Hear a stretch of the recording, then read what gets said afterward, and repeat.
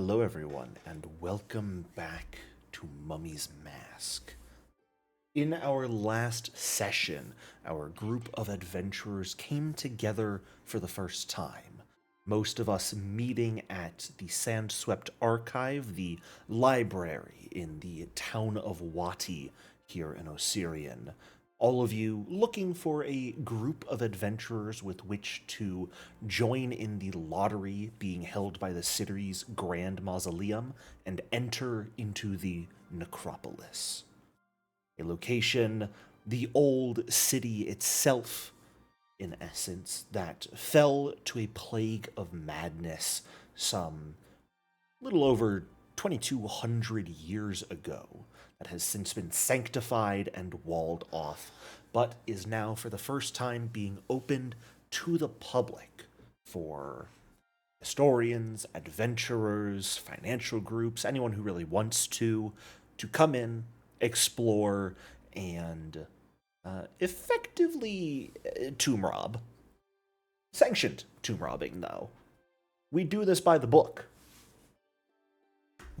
There were some 40 odd adventuring groups that all applied for this lottery, though from your own observations upon arriving at the lottery square, you're fairly certain most of them are ill equipped, ill prepared for such an endeavor, and likely won't be able to explore more than one location, maybe two if they're extremely lucky. A few groups, and perhaps yourselves, though, have the skill and wherewithal needed to conquer a second and even third location, the maximum number that you will be allowed to under the rules of this lottery. You all, participating in the lottery, were granted a tomb of an individual by the name of Akhentepi, seemingly from before the Plague of Madness, an individual who died and was interred in their own crypt here in the city. Making your way to the old graveyard, finding the tomb entrance, entering, and finding signs that perhaps someone else had entered at some point in the past. You quickly made your way down into the tomb proper, finding this poor individual. Broken legs, not much more than bones and maybe a little bit of tissue anymore. Evidently did not make it out of here alive.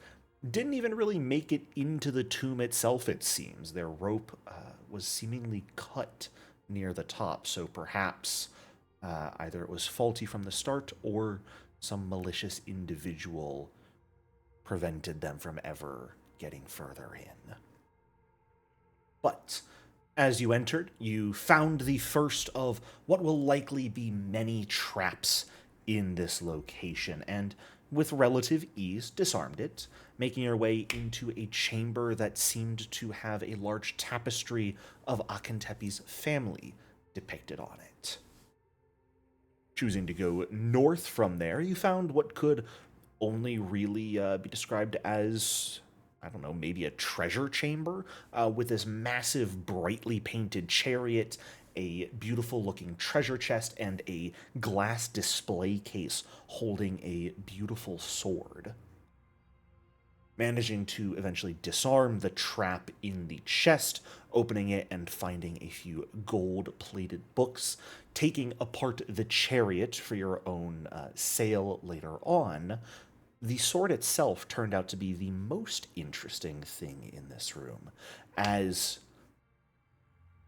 it wasn't just a regular sword, but seemingly an intelligent item that had a perhaps soul or simple sentience attached to it that claimed to be the son of this tomb's owner.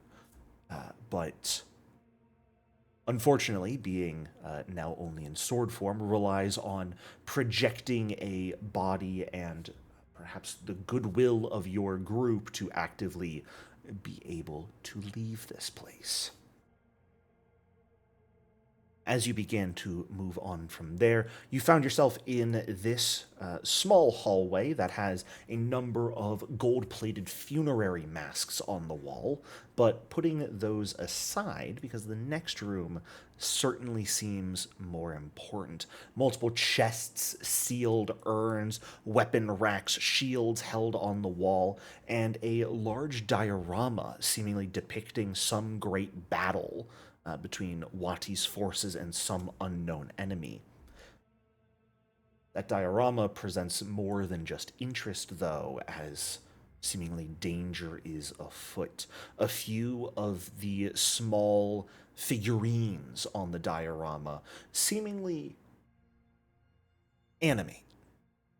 Noticed your entrance in the room and have begun to move, drawing spear and shield, hopping off to seemingly attack.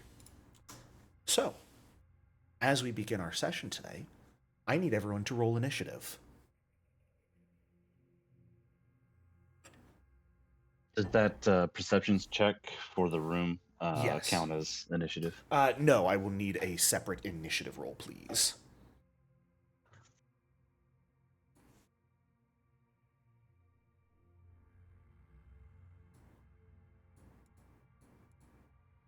Oh, not an open phone. Okay. Sala, you rolled perception, not initiative. For No. shame. Can I keep the number? Yes, because I can manually set that to your initiative, but the initiative button is right below the perception button. I thought I clicked it. But starting us off with some phenomenal rolls off the bat, let's go ahead here. Perhaps get a bit more combative music going as we begin with Nebsu. Your turn is first as these dolls move to attack.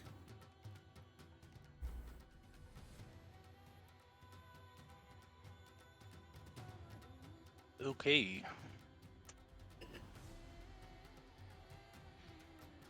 Hmm.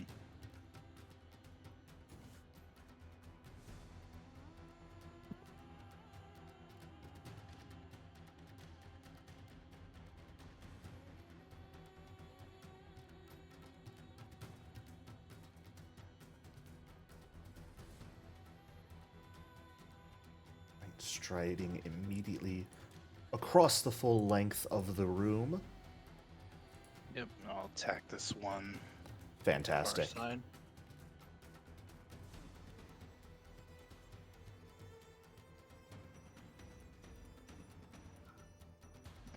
I will use snagging strike. Okay. So if this hits, it will be off guard. Phenomenal. That'll do more than hit. That'll be an exact critical hit right off the bat. First attack of the campaign. Starting off on a good note. This is why we do the falcatto.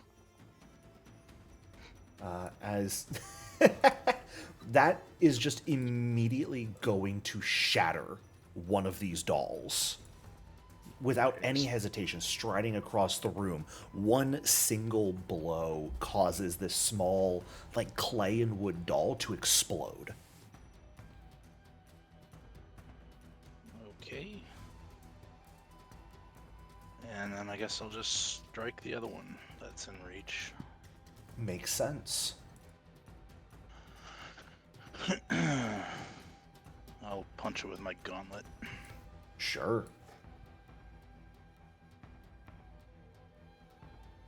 That is an exact hit. Alrighty.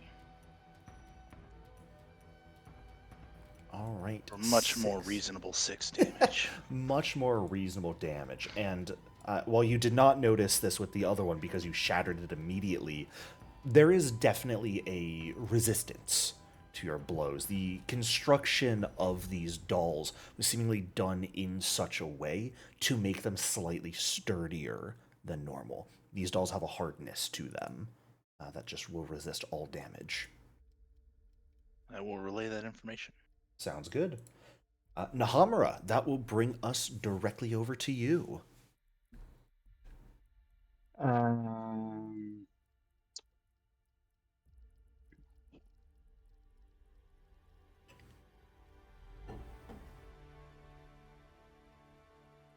he is going to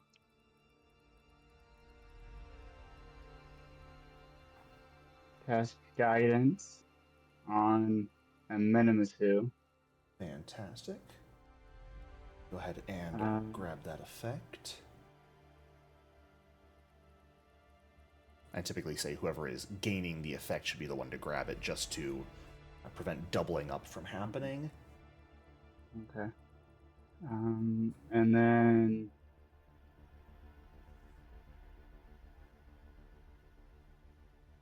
just in case, he will cast Sanctuary on himself. Okay. Yeah, creating a bit of a magical barrier to protect yourself. Phenomenal. Sahara, that brings us to you. Sahara is going to whip out her viola, and she is going to do a little bit of a pep rally. Fantastic. And don't forget, you should have a macro on your hotbar. Yes, I clicked that button because it takes away one of my focus points. The macro will take away one of your focus points as well. It does it Okay. all. It's really convenient. And then I need to put that focus point Yep. back. All good. And that is a success. So everyone is going to feel a bit more courageous. Fantastic. Then, for my second action, I will go ahead and draw a whip out of my side, because I don't want to be too close. But I am going to step here to protect our... I'm assuming he's a healer because he's got wings on. And, being a winged person, that's always a benefit. I don't believe that the wings makes are me think actively that- manifest yet. I can see the glimmer of them, the illusion that they exist. And that is all three of my actions. Fantastic. Usala, that's going to bring us over to you. I rolled real well on these dolls initiative, and you guys just smashed them out of the park with your rolls. We're You're welcome. just simply better.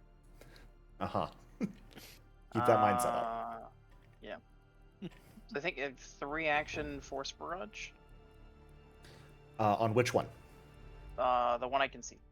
Or that's a friend. That's never the mind. friend. We're learning new people today. I'll straight forward and then shoot at this guy though. Sounds Barely good. injured. We have targets. So both at the one who's already injured, or one at each? Both of the one already injured. Okay, fantastic.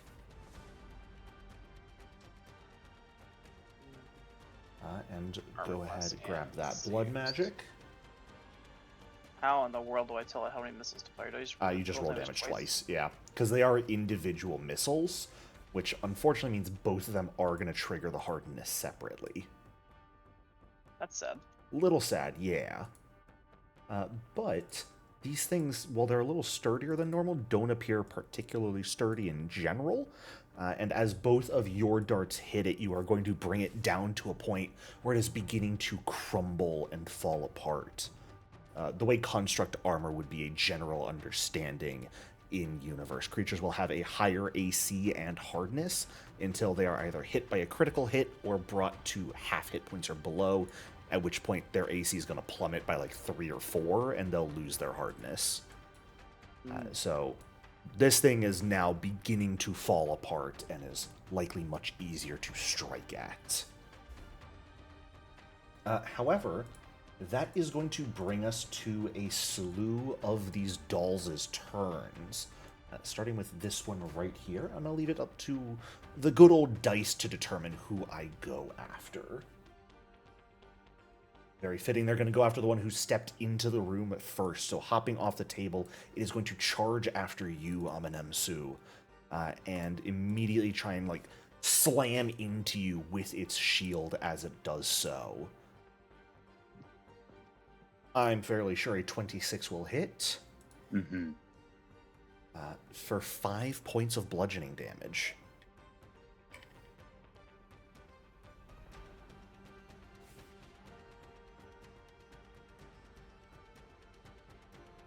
And you can just hit the damage button in chat to have it automatically remove that from you. Wonderful.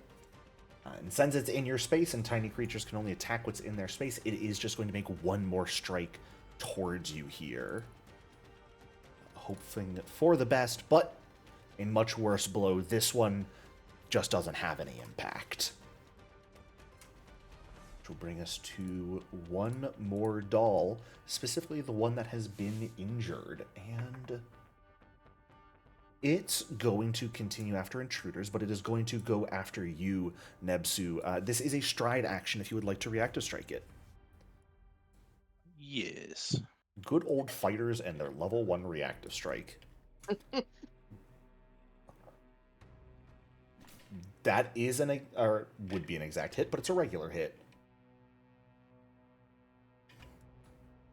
And he is probably not long for this world. Yep. As he tries to hop off the table, you just instantly slice it in two. It's unable to do anything to you. It doesn't even get the chance. But Amenemsu, that's going to bring us to you. All right. Well, I'll just go after the one that decided he wanted to go to toe-to-toe. Right? It's already there. Might as well. Let's see if we can target this guy. Nope. Actually, no, I don't have to do that. I can go to... Love the targeting in initiative. It should be the one directly above you in initiative. Got it. Okay. Alright. And start with the sword cane. Sure. An 18 is 18 very will hit. easily a hit. And if you wanted to make use of your guidance, you would have to manually turn it on, though it is a status okay. bonus like use Courageous it for my Abandon second. is. Oh, yeah. It's not going to stack, unfortunately.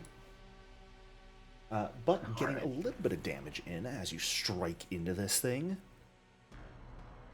Well, we'll try it one more time. Sure. With the guidance. There we go. Oh, I get one with a Courageous Anthem anyways. Yes, so it'd probably be better to save that for a saving throw, if you would have to make one. Okay. Or any other skill check you would like to make. If you want to recall knowledge, you could turn it on for that. Actually, yes. Let's go ahead and do recall knowledge first. I believe you make them off guard to you when you successfully recall knowledge, no? Indeed. Let's see here. There it is. Perfect. And did you want your guidance turned on for that roll? It doesn't really. Yeah, we'll go ahead and throw the guidance on that one. Perfect. So getting a +1. Yeah, what question do you have for me? What would you like to know about it? Easiest questions typically to ask would be high save, low save as one question. Immunities. Yeah, let's do weaknesses, lowest resistances. save. Yeah, I'll typically give Let's both do high lowest and save. low as one answer, just because. Okay. Looking at these things, they're small, tiny, and nimble. They're moving with almost an uncanny speed, so you're fairly certain reflex would be their best save. At the same time, they're tiny wooden and clay dolls. You're fairly certain they don't particularly have a great mental fortitude. However, they're likely mindless, which helps make up for that.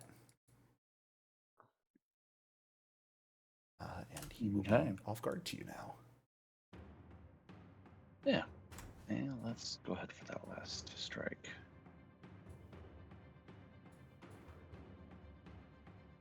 All right. Fantastic. That's another hit.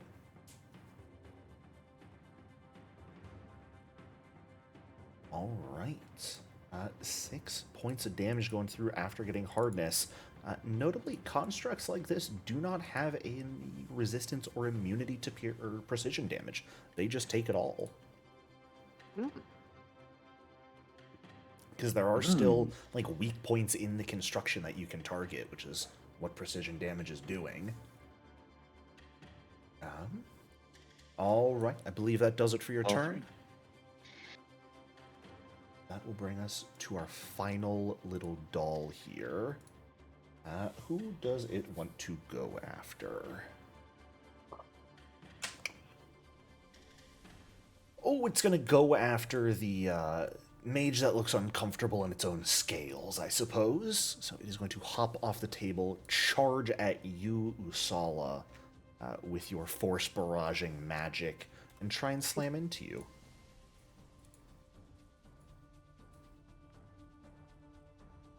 I believe a 22 will hit at this level. Yeah, that'll. That'll do For a maximum 5 damage. it. Ow. Get off of me. Kill the level 1s. Do it. And, you know, one more just for the road. Stop that. How interesting. 4 damage this time. As it comes in and starts beating into you.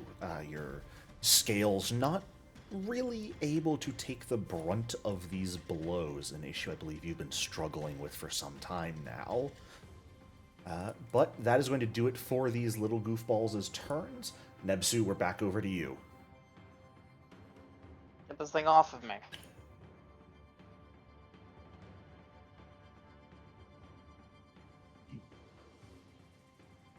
Would it have cover if I'm standing here? If you're standing in the corner, then yes, I would give it lesser cover because you're trying to hit around the corner. Okay.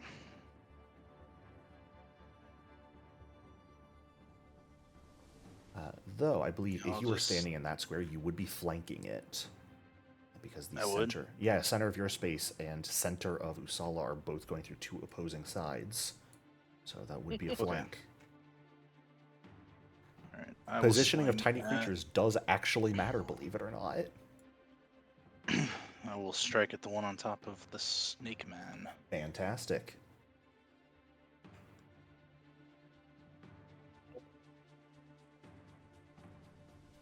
Oh my god. Yeah, that's another crit.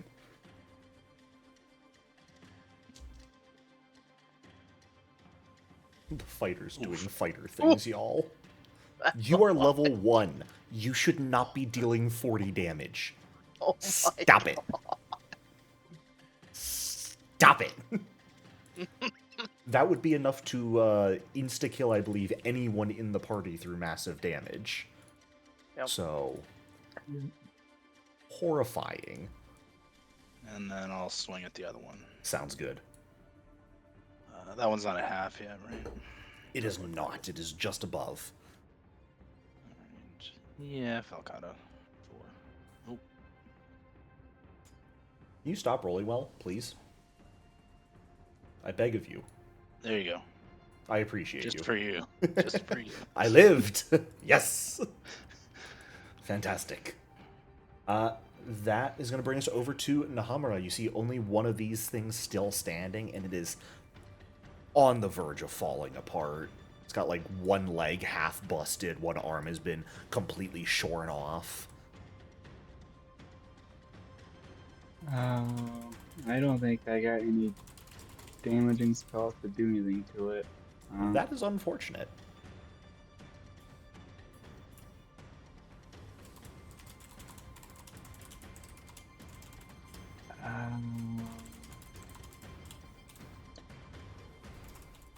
Like, is it difficult trying to go through the party to get to here? It is not difficult terrain to move through allies. It is difficult terrain to move through enemies. Though, of course, that does not apply to tiny creatures because it is baked in that you can move through their spaces. Okay. I will move over here. I will pull out my mace and try to hit him with my mace. Fantastic. Now, if you would like, if you were in this space, you would be benefiting from flanking. It would not hit either way, unfortunately. No. So, Okay. I'm assuming you don't wish to hero point here? Oh, I don't think it's gonna do any good. My attack's low enough. It's also the last one, and everyone gets to go before it, Yeah. so... No, I think You would also help I- with point. Giving him off guard gives me a little bit more precision damage. wait, 5, 10, 15, 20. Yeah, I guess I could have made it over there for 25. Fantastic. Yeah. Okay. Alright, and that is my turn. Alrighty. Sahara, that'll bring us to you. I've never actually cast this spell on anything particular, but I know Phase Bolt is a great spell to attack when your allies are in the way. That is absolutely correct.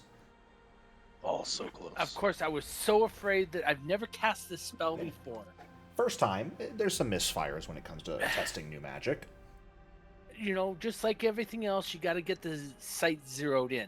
And then I'm going to step a lot back because, well, these things look like they cause pain because I got bleeding allies and I don't like to bleed. It hurts. Alrighty. That is all for Uzala, my act. it's up to you. Can you kill this thing before it goes? Yeah. I'm gonna need to take a -1 status penalty to its next saving throw. That's very rude. These things are already poor enough on saves. Die. Okay. Damn it. It will do its best to dodge out of the way, and is gonna stay standing. Can I bounce it to the corpse of the dead one? Sure. Neat. Just punch it. Use your last action and punch it. What's the worst that could happen? You know, I could. Hold on, I don't have a map. Do you need your unarmed attack back? Oh, you've got fangs. I have a thing, I'll bite it. You could bite it. Die. That was almost a 20. That would have been funny. Unfortunately, you missed by 1. That's so sad. So, trying to bite it, but Amenemso's a little in the way, which, I mean, might freak out some of the rest of you as the snake just cast magic and then leaned in to bite a doll in half. But that brings us to the doll getting 1 turn here last before it can do anything. It is going to start us off by making a strike against you, Amenemsu. Doing its best to take you out, and is going to successfully hit for another 5 bludgeoning damage. Which, let's see, it's already focusing on you, but there are multiple intruders here, so I am going to leave it up to chance if it stays where it is. It is unfortunately going to stay and just keep trying to down the person it has chosen as a target. Second strike is a big old miss here, and I think I need a 19 or a 20 to hit on the final one. Not going to happen in the slightest. Amenemsu, feel free to finish it off. I think I would. It is already off guard to you right now. Fantastic hit. And that is going to be more than enough damage as the final strike goes through and the last of these dolls is shorn to bits. There's still one on Usula. Is that? That one took 40 damage from a crit by Nebsu. It does not exist in this right. reality anymore. Okay. It has been moved into my next Mummy's Mask campaign as an already dead doll. And that is where we are going to end our very first initiative of this campaign, as all 4 of the dolls will be defeated with relative ease. I almost died. You're at above half. I am At not half. above half. There's someone who has less than you. Cheer up.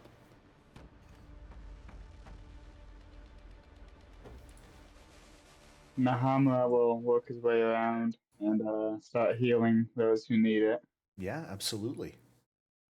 You want to spend 10 minutes at a time trying to treat wounds on people, you are welcome to do so. Sahara is going to tune I'll her go ahead and help. instrument, 'cause obviously that's the reason why I failed in my phase bolt. That is refocusing. Fantastic. Oof, unfortunately failing the heal on Amenemsu. And who said was they were going to aid, by the way? Was that you? Yeah, that was me. Yeah. Let's see. Still welcome to roll, either for this one or just for the next first aid attempt. Oh, and it's not letting me without a healer's kit. Are you trying to roll to treat wounds, or are you trying to aid? Sorry. Just aid. Aid. You should just use the aid macro instead of the treat wounds. Yeah. Which, if you target Nahamura and use aid, parentheses, PF2E macros, it will actively provide him the bonus. Cool. It's very nice. PF2E. Gotcha. And medicine use. Nope. Unfortunate. No bonus to your check. You guys roll insane in combat, and we get to the out of combat healing, and it doesn't go so well. Oh no, it's really not going so well. Oh, We have an hour. It's all right. Yeah. Yeah. You guys, there is no time limit on this adventure, so you guys are welcome to take a full hour, rest, and try again to heal everyone up. I assume that Yeah. only one And they- attempt can be done Yes. on a person, or Treat can wounds is a multiple general people- immunity for an hour. Okay. Yeah. I've got battle medicine and nudge the scales as well. I don't have battle medicine yet, but I have nudge the scales. I mean, that keys on my cush bound, but I can refocus after 10 minutes and just constantly do that if need be too. Interesting defense mechanisms. I'm gonna go and look at this diorama after 10 minutes of tuning my loot, because my phase bolt should have hit. Yeah. So after that first 10-minute period, and also during it, pretty much everyone but Nahamura is free to look around as they wish, as Nahamura is still healing people up. So you've got Sahara looking at the diorama. What about everyone else? Madame Sue will join her. Sure. Nibsu and Usala, how about you two? Spend the 10 minutes I'm being healed refocusing. Okay. What about the other 10-minute period? So Nahamura Uh, healed Amenemsu first. I'm gonna redetect magic and make sure there's not anything else trying to jump us. There is magic in this room. Excellent. Do we have the map for the City of the Dead? Wati? With yes. To cross-reference it with this diorama. Is it this city or is it? It does appear to be the eastern side of the city, and the is it the Asp or Crook that's on the east side of the river? Hold up, give me a minute.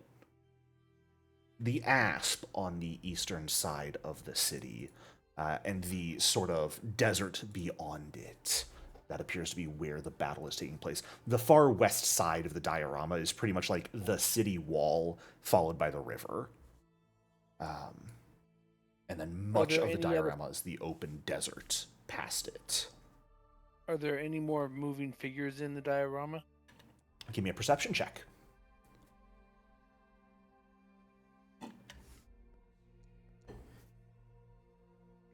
Does not appear to be any. Those seem to be the only ones. And notably, those four dolls were dressed like Wati defenders, like members of the city military, not like whoever they were fighting. You said they were an asp. The Asper River is the river that flows along the eastern side of Wati. Oh, okay. Yeah. I was checking if it was the Asp or the Crook River on the east side. It's the Asp. So many names.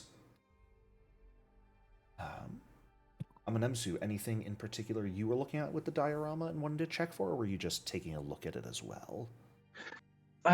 Just cross-referencing with the map that we had. If there's any information that might be missing or give me a info.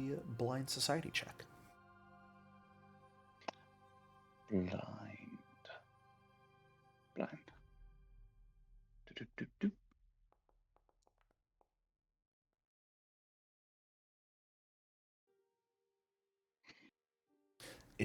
does not appear to have any additional significance as far as you can tell. The walls appear to be a generally strong approximation of the city walls.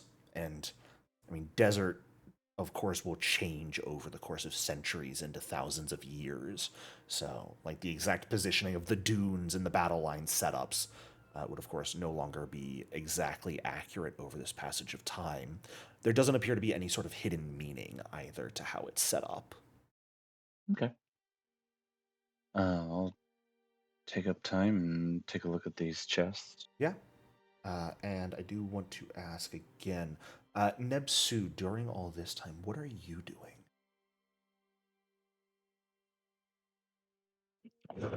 He's probably just sort of standing there watching what everyone else is doing. Yeah. And we were lucky if these were my actual father's soldiers at the Battle of the Asp. We would all be dead.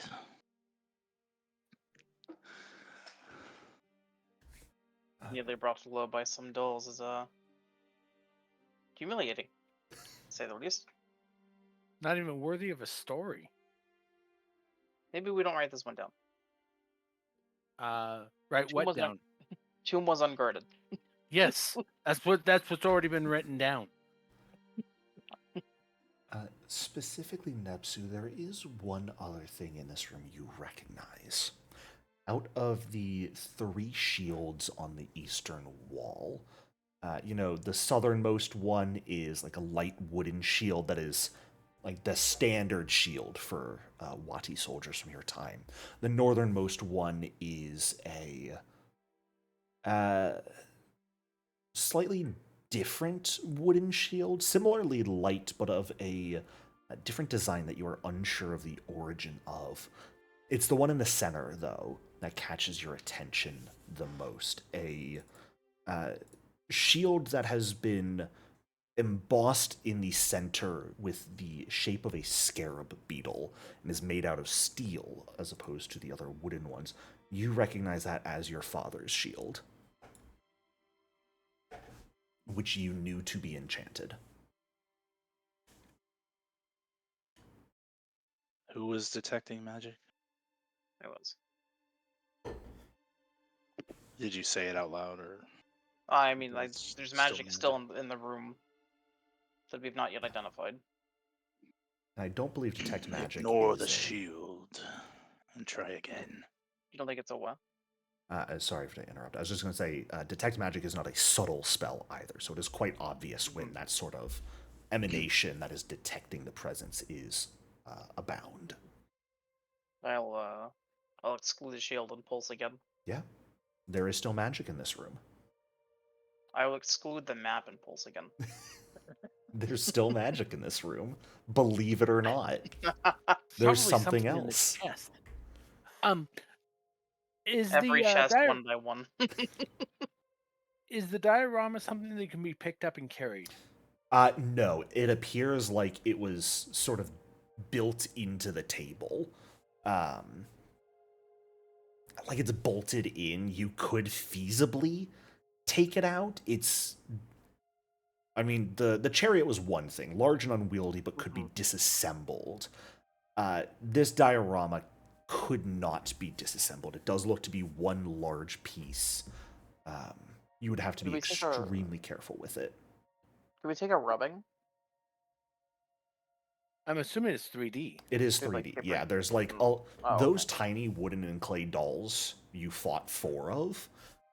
Them being tiny creatures really doesn't give them justice because tiny's just the smallest size they can show. They were like 6 inches tall. Oh, wow. Basically micro machines. Yeah, and there's a few dozen of them in this diorama. And they do a massive amount of damage. They hit hard. I'm reminded of night at the museum. Do we want to look in these chests? Yep. Do you want to make sure they're not going to stab your hand when you try to open the lock again? I'm going to go keep an eye out behind us and make sure nothing's going to come sneaking up behind us. I may even close the doors. Just in I don't case. know about Be on the safe closing side. doors. We already had this guy was already trapped down here for like 2,000 years. I don't know about closing doors.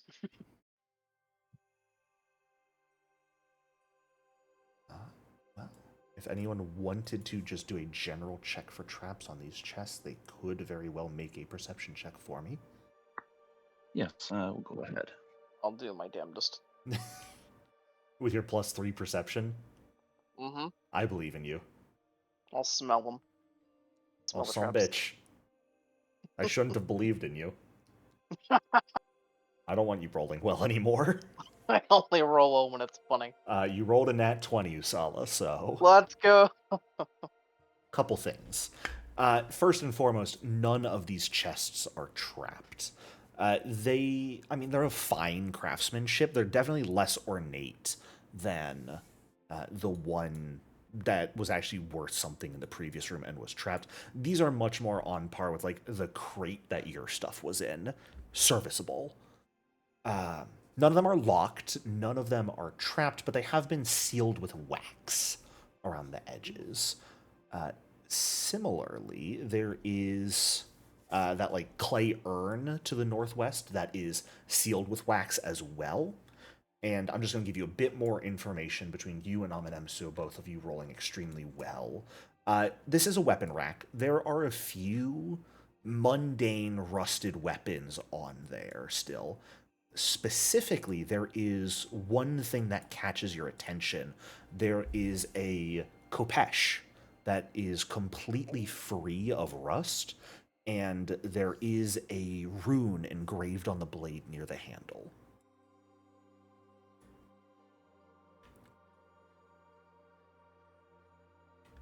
Looks interesting.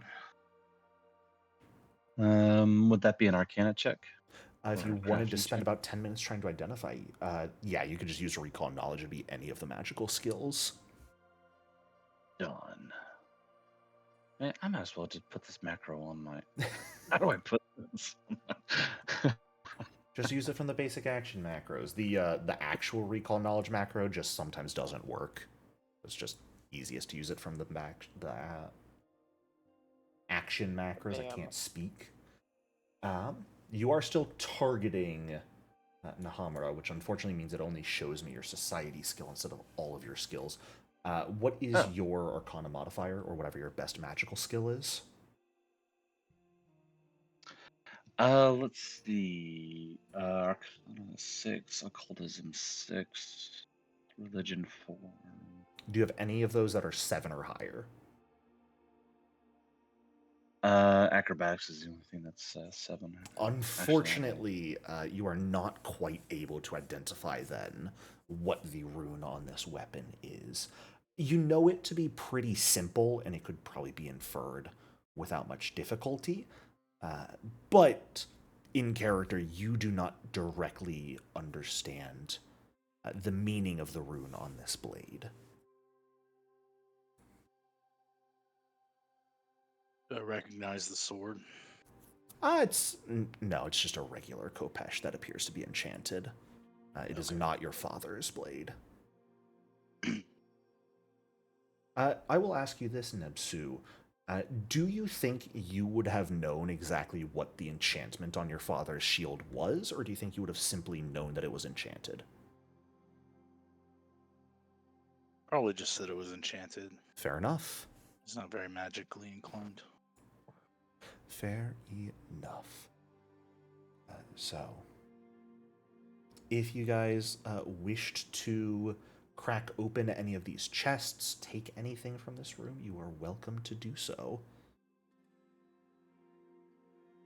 What's the policy for like actually taking? Are we supposed to give everything back? Or we're just cataloging?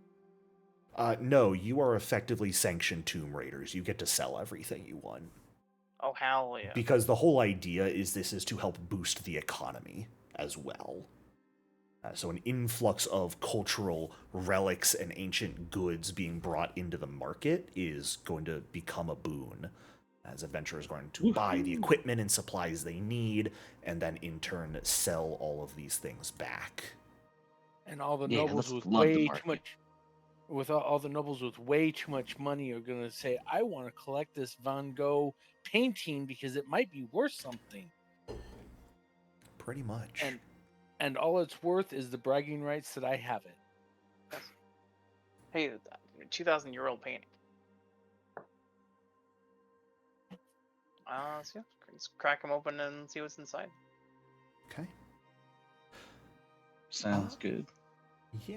Do we want to crack the urn, or do we want to sell it sealed and see if we can get like a bidding war going on? Ooh, a surprise loot box. That might be worth some more Exactly. money than knowing what's actually in there. Give me a recall knowledge, Usala. That's terrifying.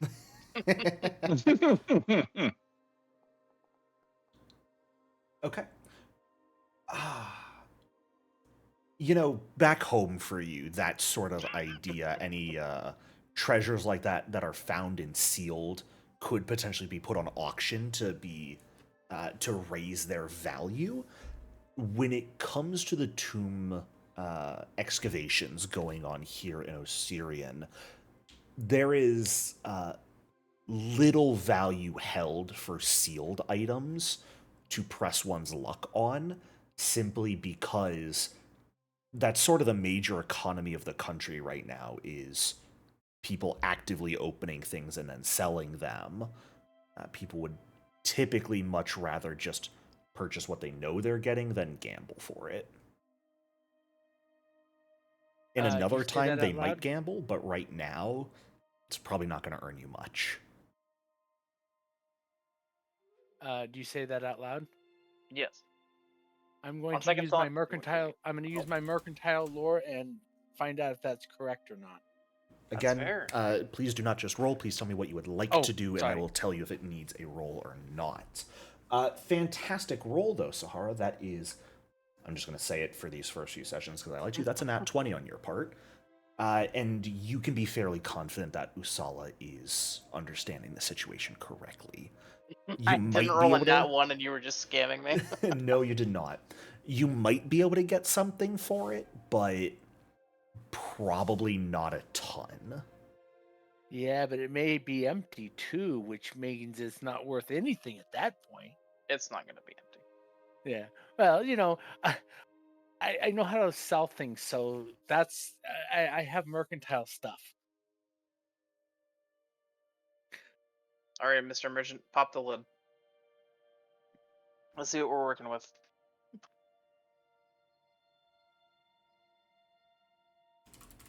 Are you cracking the urn open? Do you want me to identify the urn? Like if it's a specific type, like a canopic jar kind of a thing? You could tell on site. This is just an urn. Okay. Never mind then. It's a clay urn that's sealed with wax. It's not particularly gaudy or anything. It's not canopic in nature, from what you can tell. Pandora just opened a box, you know. Some things, you know. Yeah, but it was probably a fancy-looking box. Yeah, very nice. And nobody told her it was a bad box to open.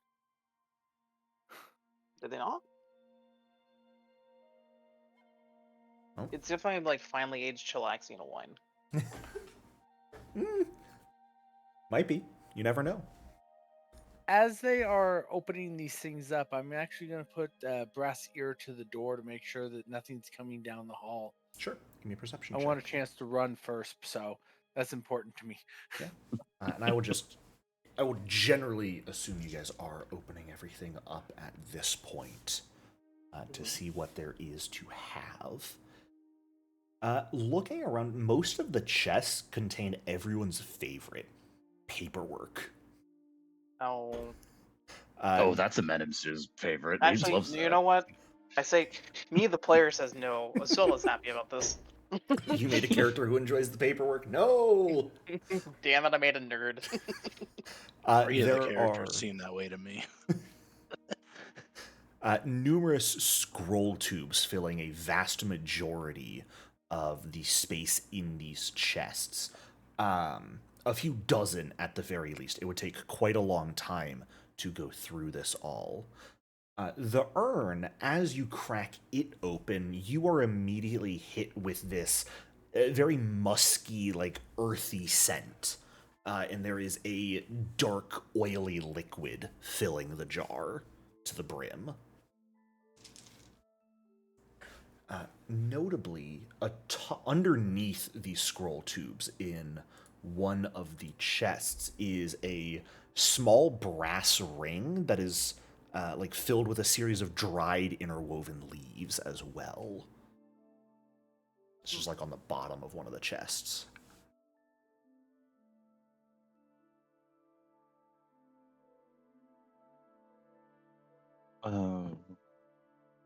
Take a look at that, identifying? Or... Yeah, absolutely. How do I... Oh, there you go. That worked. And just a general recall knowledge then? Yep, or... that's perfect.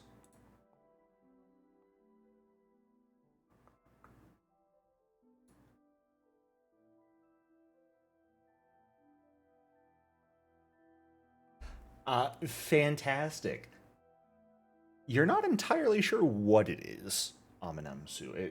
It smells like, earthy, woody, a bit musky. It's dark. It's oily. Might just be oil.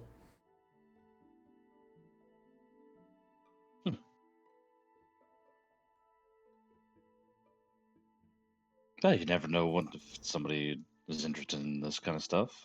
Yeah. Package it up. Bag it, pack it. Fantastic. Did anyone else want to be trying to identify any of the things you guys have come across during this time? Have we opened the urn? Was it the oil? Yeah, that's the oil. If you want to try and figure out what it is as well, you're certainly welcome to. Can I try to identify it with smell? Yeah, absolutely. You have something that gives you a bonus on that, correct? I have imprecise scent. I don't believe that gives you any sort of mechanical bonus on it. It makes it possible, I guess. Yeah. There are certain feats that would give a direct mechanical bonus to perception checks with smell. Do not have those. Unfortunately. Give me a recall knowledge, please, not a perception check, sorry. Okay. Perception is telling you that's certainly there, but trying to actively identify what it is. There you go.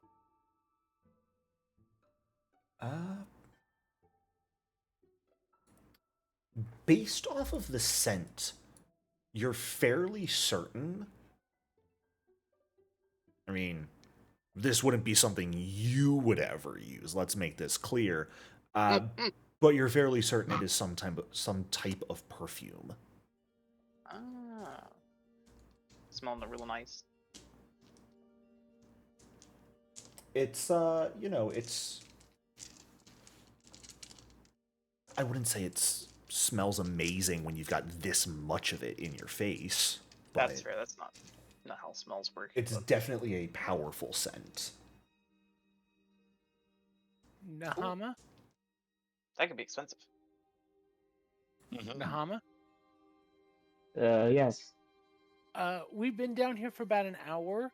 I'm gonna cast Healing Plaster and go ahead and try and use that instead of your medicine kit, because I'm assuming your medicine kit might be faulty. I'm a little out of practice. I haven't had to be healing much of people lately. Go ahead and try with this plaster. It should work fairly well. It's a spell. It's a nice spell. Do you think you guys would have been spending about an hour in this area? So far, you've only spent about 30 minutes, but if you would like to spend that full hour, you are welcome to do so. Oh, Amenemsu would be busying himself with reading the documents. I think we want to wait to heal everybody one more time. That's. I thought we'd been down here Yeah. for about an hour doing the look around and. No, searching. I keep a pretty good track of times and whatnot. Identification is about a 10-minute activity, so you can typically do it pretty quickly. I will also generally, in certain situations, be like, do you guys just want to take like 2 hours, get everyone to full health, as opposed to forcing us to go through all the rolls and whatnot. So I would say in this situation, since we are spending that time, I'll just assume you succeed on this second set of rolls, unless you would like to roll again, Nahamura. leave that choice entirely up to you. Well, how the first round went, we can just assume I succeeded. Fantastic. Then we will go a bit longer, and Amanemsu and Usala, both of you can heal up to full. Hooray. Amanemsu, you said you're spending this time reading through all that correspondence? Yeah. Yeah. I just revealed what it was, but oops. It is, I mean, it's a lot of different documents. There's papyrus records, private memos, expense ledgers, speeches, private correspondences. It's a lot of sort of just day-to-day information. To you, it might have some mild interest, nothing particularly useful, though. You might be able to sell it for a small sum to a collector, though. Or you could, of course, certainly hold on to it yourself. Well, we can find a collector for it. Yeah. Also, I will say this slightly above table for everyone. You'll probably notice when you look through the party stash at the various treasures you come across, the values a lot of times are going to be in silver pieces for a lot of things, which might feel really weird for these items. It's mostly just for how the mechanical balance of things will work out, so you guys We aren't get bigger numbers. flush with cash right off of the gate in this campaign. But certain things are going to be worth a decent penny. Are you guys taking those sort of what you have identified as magical items with you? Yes. Did anyone else want to try and do any identifications? Amanemsu has tried to identify the Khopesh so far. No one else has tried. No one has attempted to identify the shield. And there's also that like Dreamweaver that was in the bottom of one of the chests. Oh, I thought was that the ring? Yeah, the ring with dried leaves in it. It's a Dreamweaver. Yeah, Looks like one at least. I'll definitely run a recall knowledge on all of that. Kind of identify everything. Sure. Did any of our other magically inclined people want to try any identifications? Yeah, but we're waiting the hour to heal up. Yeah, absolutely. So, can I cast Druid Aura? Yes, that would was give- actually my next question. Does anyone have that? You do? Yes, I do. Fantastic. Then I will just assume for purposes' sake moving forward, you guys will have a +2 on any identification checks. There's no way to manually add it, unfortunately, so it is just something I will be keeping track of. Okay. So I'll cast that. And then, yeah, I'll try to recall knowledge as well. Sounds good. So which items are Usala and Amanemsu, and Nahamura going to be trying to identify out of those three? Unfortunately, Nahamura, you are... Oh, that was your roll. I'm sorry. My brain's getting mixed up. Usala, go ahead. I was saying I got an hour, so I can just pop all three. You could. Just go sword, shield, leaf. Okay.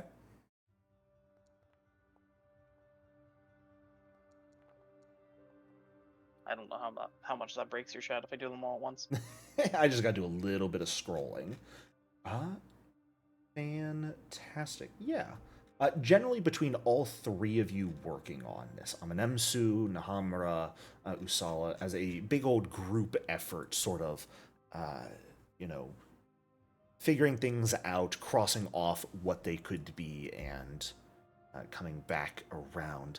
The Khopesh has a minor potency rune on it. It's probably the easiest item to identify out of these. It is mechanically just a +1 Khopesh, but that rune is a fundamental rune on it.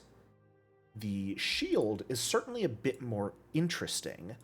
It is a scarab shield, specifically. It gives you a bonus to saves against fear effects while raised, and if a swarm creature attempts to occupy your space, you can make yourself effectively invisible to that swarm.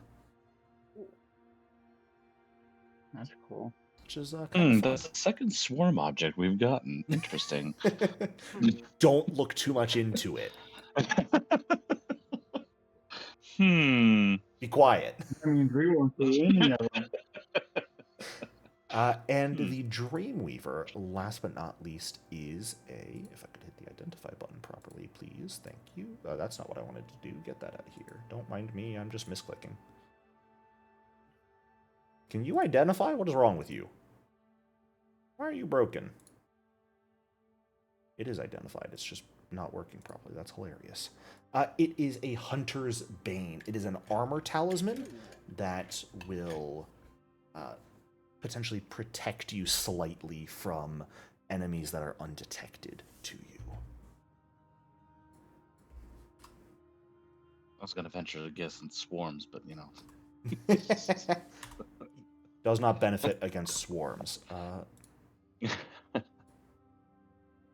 My foundry appears to have broken slightly. I apologize. I am going to refresh real quick. Because just none of my hotkeys were working. So I'm back. And things are working again. Phenomenal. Okay. Yay. But that does appear to be everything that this room, of course, has to offer. There are still those like gold-plated funerary masks on this wall. If anyone wanted to take them or take a closer look at them, you are welcome to do so. Take a closer look, yes, and take them, yes. And Sahara would be doing the same thing, because that's what she was doing before we got attacked. Fantastic, yeah. Go ahead and give me that recall knowledge check, please. As each of these masks appears to be of a different figure. How many do you need? Just one. Just one. I'm not that cruel. I don't like filling the chat with 1.5 million rolls. Oh, really? Unfortunately not. I have to scroll to read all of that. But between the two of you, you have a pretty good idea of the deities each of these four are for. The two northern masks are pretty common depictions of the deities Pharasma and Abadar. Both still worshipped commonly in Wati to this day, makes them easily recognizable. The southernmost ones are a bit harder to identify because they depict the deities of Osirion's past, the ones that are not commonly worshipped today, but do still find some worshippers. Specifically, the deities Sekhmet and Osiris are on the southern walls. The goddess of war and the god of the afterlife, respectively. But at the end of the day, they also have value monetarily, and that's what we care about. Yes. Ta-da! Should we go check out this other room, and then we'll come back and drag everything up? Because that's probably going to be an almost all-day exhausting affair climbing up the rope with everything. Before we leave, detect magic. Oh, I almost got you. There's nothing else magical in this room. Well, at least we know. At least we are certain.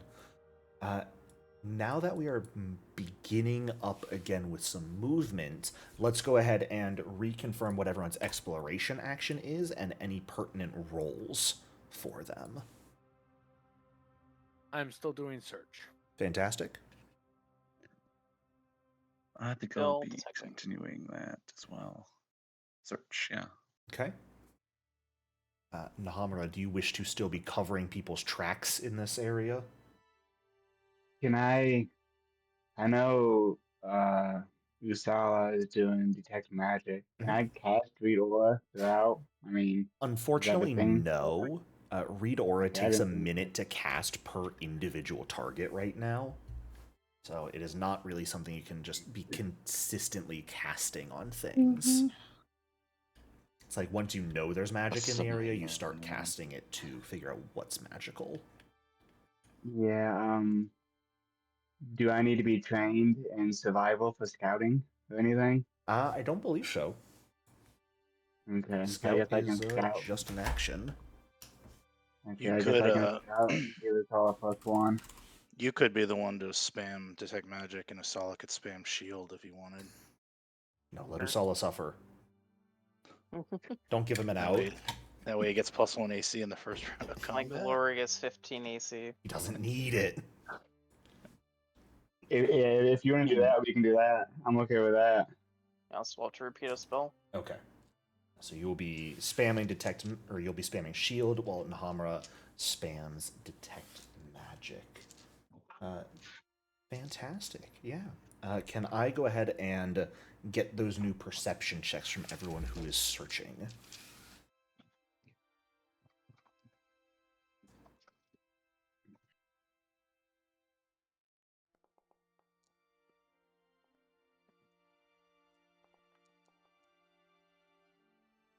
Nahamura, if you are detecting magic, I do not need a perception check from you. There is no role involved with detect magic unless illusions are at play. And Nebsu, are you searching now? Yeah. I am. Okay. He's also gonna like put the shield on his back Sure. silently and not care if anyone tries to stop it. Just, immediately taking your father's shield for yourself. I think that's completely fair. Does anyone He's have any kinda just- qualms about raiding To this his tomb family. at this He's point? kind of just been Y'all- watching you guys like chatting excitedly in a language he doesn't understand and going through his father's things, and he's just like, I don't know how I feel about this, but he has to accept it. I mean, you could fight them all. Yeah. Probably Probably win with too. all his crits. Right. Nebsu, could you go ahead and give me that perception check for seeking, please? I think I did. It did not come through if you did. Oh, okay. Oh, I see. Strange. You were selected on Nahamura, that's why. Oh, okay. That's why I said Nahamura didn't have to roll. I'm sorry. Oh, I guess I was looking at his spells. That's why. Okay. Ah, that would do it. All right. You want me to re-roll it? Nope. Actually, what is your perception modifier? +6. Same as his. Perfect. No Okay. need to re-roll then. I apologize. I didn't know that was possible. Yeah, it's a weird little foundry thing sometimes.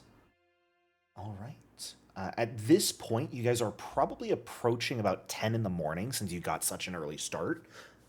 But you seem to have cleared out the northern section of this tomb. And where you would like to go now is entirely up to you. Well, if I remember correctly, there's only two places we can go: back up or to the south double doors. That would be incorrect. Mhm. If one of you was smart enough to buy a pickaxe, you could dig through one of the walls. Then your paths are infinite. I don't want to be over encumbered, sorry. Please don't do that. I don't have map for going off the beaten path.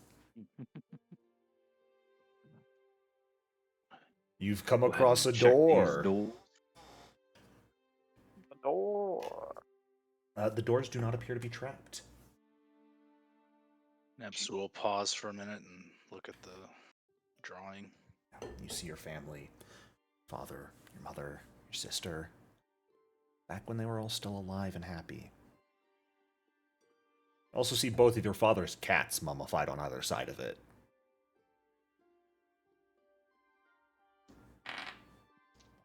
They scratched him a bunch. He doesn't really care about that. Fair. So what the GM is saying is when they died, they stopped being happy. Yeah.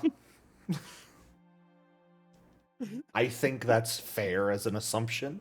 Well, it's like the two women are happy, but the two men aren't, right? Mm-hmm. Yeah. Yes, because this tapestry, I believe, would have been made post their deaths.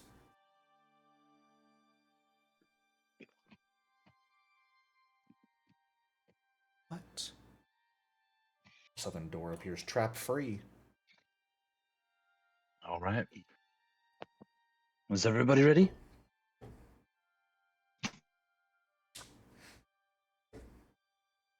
Don't seem very enthusiastic. Are you guys ready? I'm as Aye, ready as I can Captain. be. I'll bet you we're gonna find a absolute set of double doors on the other fool. side of this door. There's a small set of stairs heading down, followed by more doors. And I bet you Oh my Oh, god. Get used to Bet it. you It's going there's to gonna be happen a a lot. casket on the other end. No, there's Go ahead a and check these room. doors. It's already open. Oh, okay, never mind. Yay. Uh, Oh my goodness. Tactus room? It's an interesting room that you open the doors into because the immediate first thing you notice is that nearly the entire southern wall is dominated by a mirror. It's got two statues flanking it. The eastern one, this tall, gaunt woman with this flowing hooded gown holding an hourglass, and the western one, a jackal-headed man carrying a scepter and staff in his hands. There are sets of stone doors to the east and west, both of them slightly ajar right now. And then there are, of course, the regular torch holders in each corner of the room. This time they appear to be in the shape of bird skulls, and a thin layer of dust covers everything.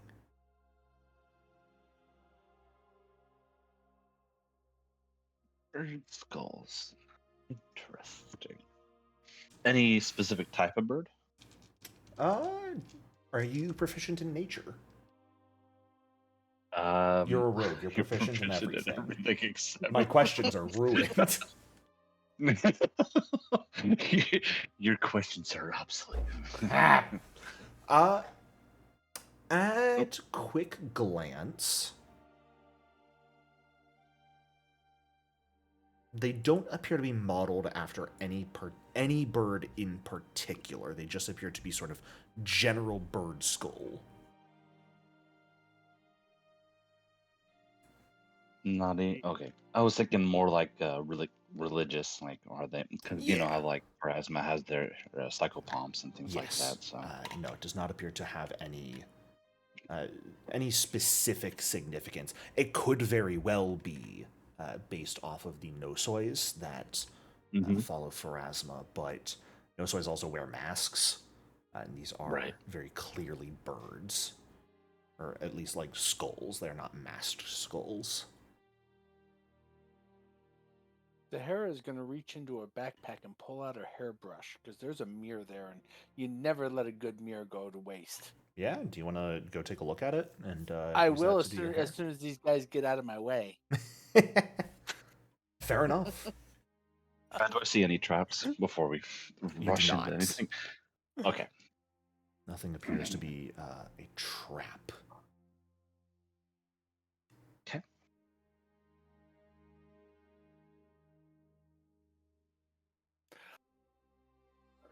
Oh my goodness. Sahara, give me a fortitude save, please. Oh, yeah, like that's my worst save ever. As you, fantastic. What a good roll. Wondering how would I... Oh my goodness. Up to you if you'd like to hero point that. I want to, but I'm not going to because I think it'd be funner to let it go. Fantastic, yeah. Go ahead and take 1 point of slashing damage for me, if you would. As My you hairbrush has never slashed me before. No, there's something else. Don't worry. As you step up to the mirror to begin brushing your hair, you see yourself reflected in it completely normally. You pay absolutely no attention to the guy standing next to you in the mirror staring back at you. Middle-aged man with bronzed skin, probably in his 40s or so, white ceremonial robes and a headdress. Very clearly the same figure you've seen on the tapestry, on the doors, the form of Akhentepi.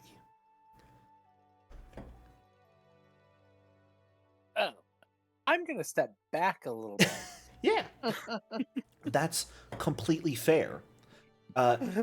As you do so, taking a step back, but having looked into the mirror, Usala, as you, or I'm sorry, not Usala, Nahamura, since you are the one detecting magic now, as you call out that there is magic in this space, you begin to feel a burning sensation on your forehead, Sahara, as something is carved into it. Please don't let it be a tattoo. Please don't let it be a tattoo. Face tattoos are ugly. What about face scars? Face scars can be healed. Those are like, ooh, Can we- man. Can we see it Yeah. on the head? Yeah, all of you see the bloody ancient Osiriani hieroglyph for the word thief carved into Sahara's forehead. Oh no. Yeah, just a minute. I don't speak ancient Osari, so I see a tattoo. Mm-hmm. Yeah. I would very happily tell you what it says. You have thief written on your forehead. I'm not a thief. I'm sanctioned. Evidently, this mirror doesn't know that. See if I ever trust the mirror again. Phase one. This of the one, plan and that's complete. not in the tomb. Although this is a pretty big mirror, it's probably worth a lot of money. Probably Yeah, shatter if we anti-demon. tried to remove it. Does it cover the whole wall, or is it just? It does not. It's about this Okay. 10-foot space. You can actually see it's very slightly elevated off the wall on the map. It would probably be the biggest challenge to get this mirror specifically out of this chamber, or like out of this entire tomb without it being damaged. And it wouldn't sell for that much because mirrors are just mirrors are just glass, and glass is made out of water, so The novelty joke shop. Unfortunately, can Wati tell. is severely lacking in those. Maybe we can tell the Grand Mausoleum, and they can send the voices out here, and we can still get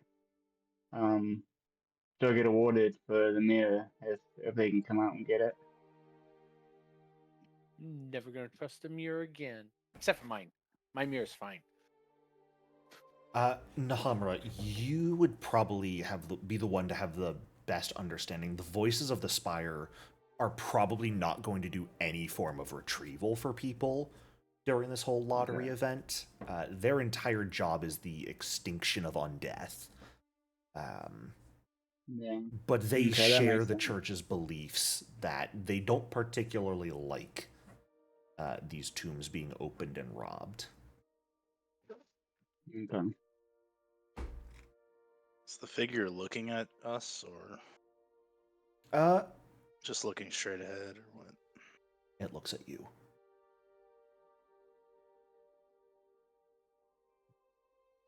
As you look The recognition in their eyes. into the mirror, you can see your father looking slightly older than the last time you saw. Actually, no, probably slightly younger, actually, than the last time you saw him. Staring back at you. No expression on his face. Maybe the slightest of frowns at best. Not disapproval, but maybe a mild disappointment.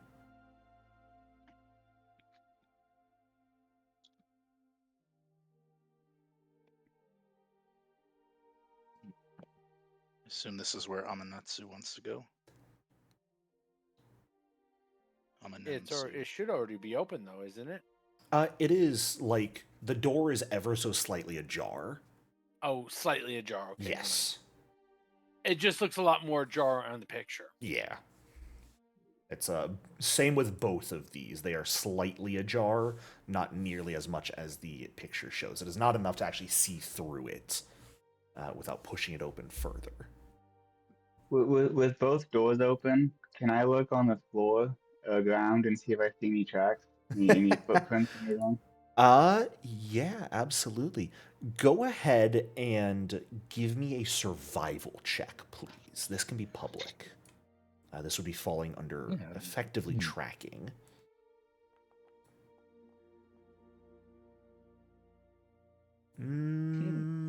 Give a. That is a failure. Do you mind if I help? Sure, yeah, if you'd Do you like to mind if I aid, help you are him out? welcome to. Or join him? Yeah, you can either make your own check or you may roll to aid, whichever you would prefer. I'll make my own check. Sounds good. And Nahamura, that is a failure if you would like to hero point it. I don't think so. I think I'll be. Fair enough. Yeah.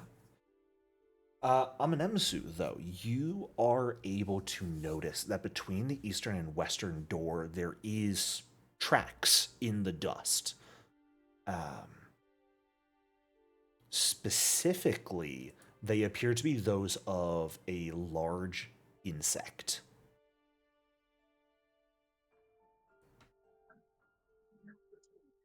Nature check.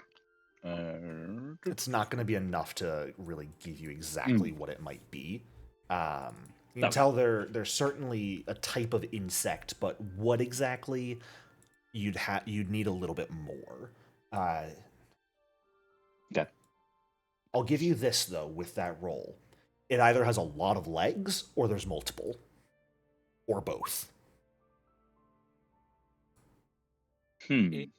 Well, It's a herd of them, or a whatever that word is that we're not supposed to use or read in. Swarm? Swarm. Yeah. Maybe. I wouldn't give you guys swarm protection. Swarm jacket that you have? The swarm suit? What is that? That acts as effectively explorer's clothing. So if you're someone who only wears explorer's clothing, you could use this instead, though it does give you a dex cap and speed penalty, but it gives you resistance to the damage of swarms. So much anti-swarms. Yeah. I wonder what might happen at some point. Treasure foreshadowing? Couldn't be. So it counts as unarmored. It does. So you could wear it, but it's got the dex cap and the speed penalty, unfortunately. So. Yeah, that definitely would. That would be worse. But okay, onwards. Yeah. All right. So we're going this way. Perception check to see if we can. Is this like a stone door, like hard yes, to? All of these doors see are through? full stone. Okay. All right. Well, slowly open it up. Listening at the door slightly, real quick. You do hear some noise on the other side from a distance, but through the open door you can hear very slight skittering sounds. Okay. I think we might have figured out where these bugs might have been. Seems like there might be something in here. Everyone be on your guard. Anybody have a fireball spell? What's a fireball? Ursula? I couldn't afford that scroll, sorry. Oh. I thought all wizards had fireball. I'm not a wizard. Oh.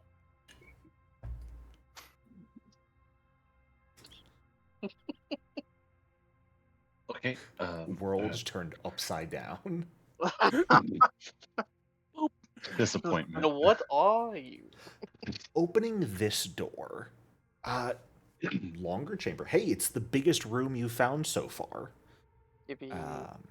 Pillars lining the walls, with stone jackal heads interspersed between them. At the far end, of course, is a large stone altar covered in dust. That's about it. The sounds of the scuttling, best you can tell, came from behind the altar. Came from behind? Mm-hmm. Behind the what? The door or The altar. Oh, okay. Okay. Looking at the floor, do I see any traps or? No traps. A lot of tracks, though.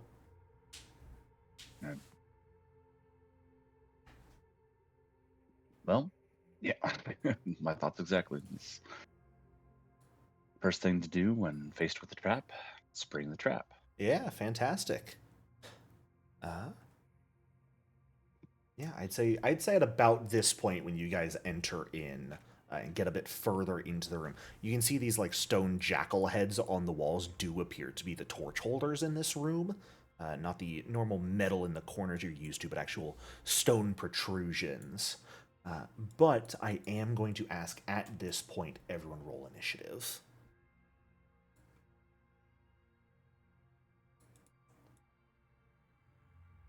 I just don't want to see Nebsu at the top again.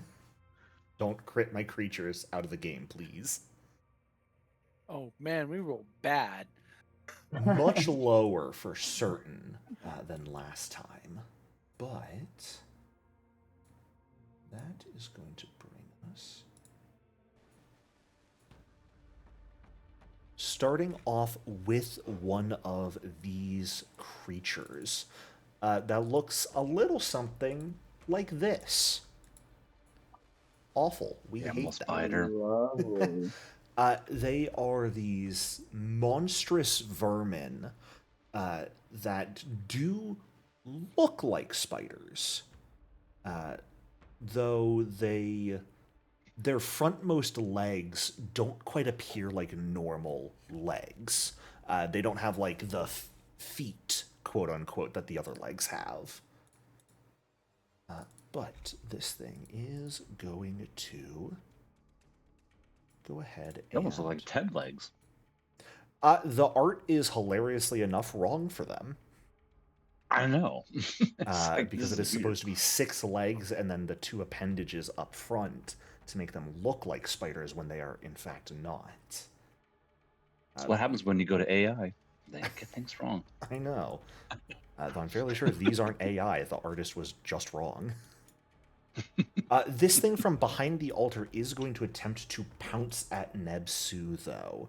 I am going to specifically roll a stealth check to see if it was hidden enough for you to be off guard against its strike, Nebsu. And since I am rolling their stealth for an attack roll, I'm just going to do it public, which is...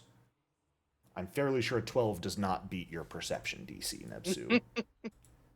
So this thing comes scuttling out from behind the altar, charging at you, and is actually going to remain at this square here, since its Claw Strike has the Agile trait.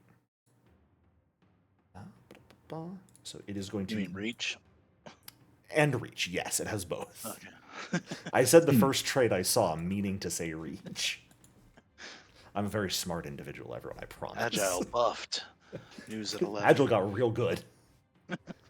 But it is going to jump around, try and strike at you. Thankfully, you keep just out of... or you are prepared enough that you are not surprised by it. And it's going to miss the first strike on you. So... Seeing you looking like you're wearing a lot of heavy armor that it's going to have trouble chewing through, it is instead going to pivot to making a claw strike against you, Amenemsu. And that is going to hit. Okay, natural 19 on the dice.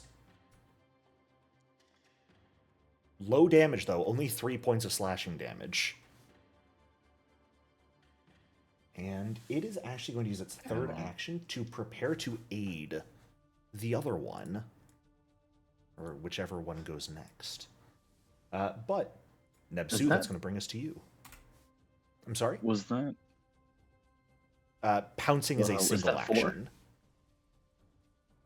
Oh, pounce. Okay, pounce and strike. Yep, pounce lets it move and strike it as a single action. Okay. Okay.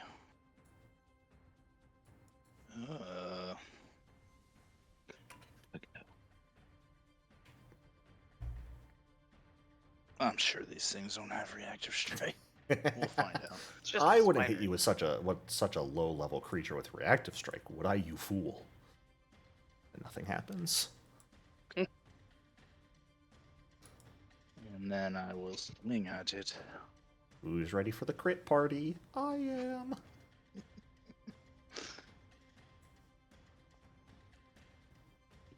17.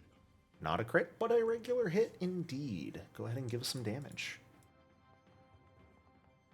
7 points of damage. That is certainly pretty good. Definitely injures this thing, swiping into its side legs, but is not enough to bring it down. And then I will swing once more. Sounds good. Seems like they have low AC, so I'll stick with the Falcata. Oh. That's a good roll. And 6. Alrighty, fantastic. Certainly bringing this thing down to pretty wounded with 2 quick strikes. However, not enough to bring it down, and that's going to bring us to its ally's turn. That is, I'm going to roll again to see if it is hidden from you as it goes for a pounce. Just feel like to there's see. plenty hidden. Does an 18 beat your perception DC?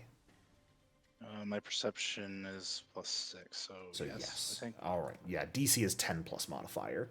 Yeah. Then it is going to scuttle forth towards you and is going to be hidden from you during this, so you will be off guard to the attack. Yep. Similarly, it is also going to get an aid from its sibling here, as it is going to be quite rude. We don't roll damage, of course, but that is a success, so it gets a +1 circumstance bonus to attack you.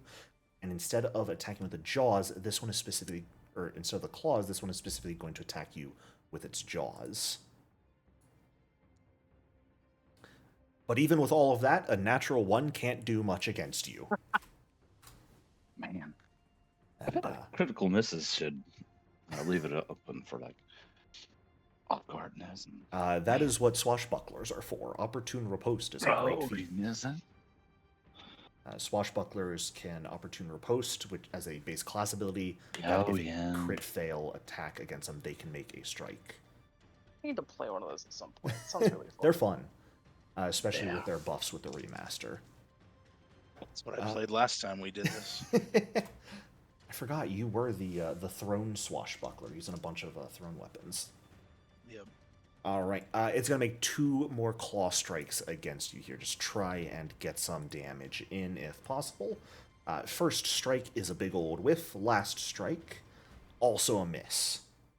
I think that's like my 3rd or 4th 6 I've rolled in this combat. Fantastic. All right, everyone, have at 'em. Amanamsu, starting with you. I'm going to take a step up. Fantastic. Badly injured. Let's see if we can make him. Oh, encounter. There we go. And strike. That is a hit. Very nice.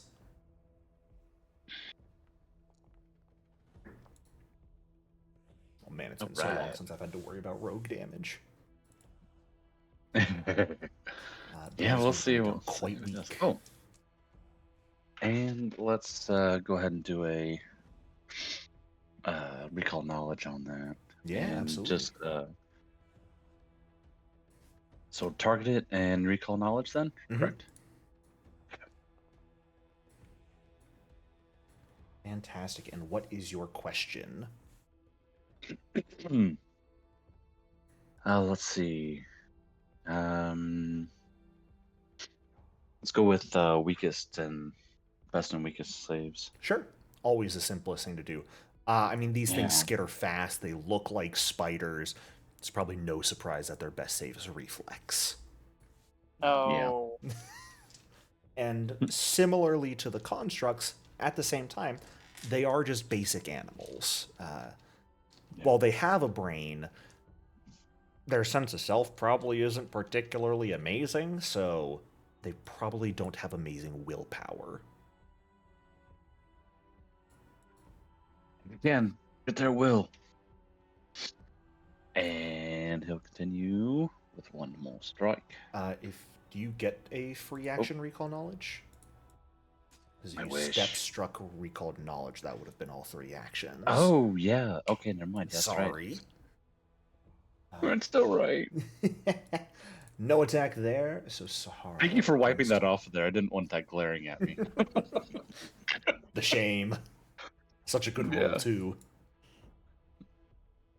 Well, let's start this off with a bit of music. A good rock star always should perform for the crowd, especially since I got this stupid little thing on me. Fortunately, not the best performance with the blood scar on your face. I've got this scar on me, and it's really causing me some to not feel good. However, everybody still gets the courageous anthem for a. It did not take a focus point away from. Oh no, that's right, because it's free. Lingering composition is just good. And then, because these things are spiders and they really are creepy, I'm going to electric arc both of them. Fantastic. I believe they are both within 30 feet of you, so you can certainly do so. And I have them both targeted, so they should automatically get the save. Well, I have to manually roll for them. Oh, the other GM I have, it automatically pulls up the save for them. I like rolling buttons, or clicking buttons. But they are both going to fail, and so the first one is going to be shocked into oblivion, but the second one is simply going to take some heavy damage. What an electrifying turn. Shocking turn of events. That is all 3 of my actions. Usala, what you got for us?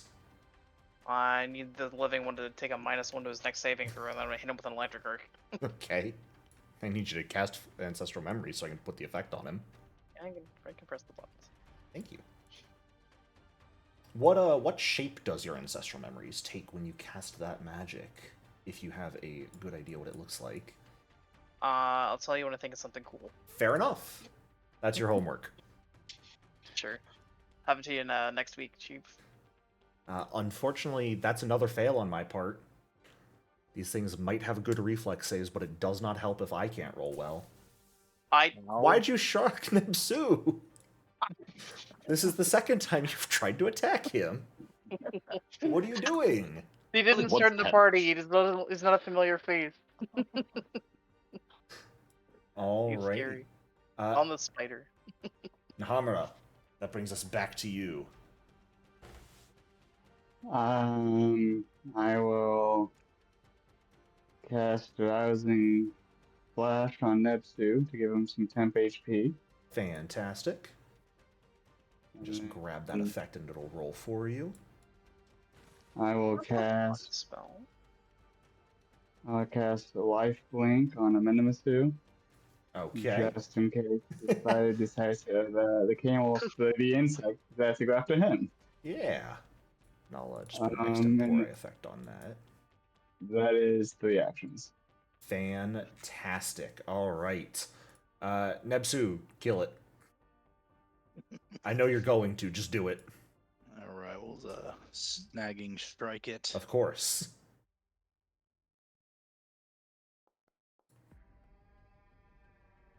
Yeah, that'll hit. Make him off guard. 12 damage. Yeah, I'm fairly sure it's dead.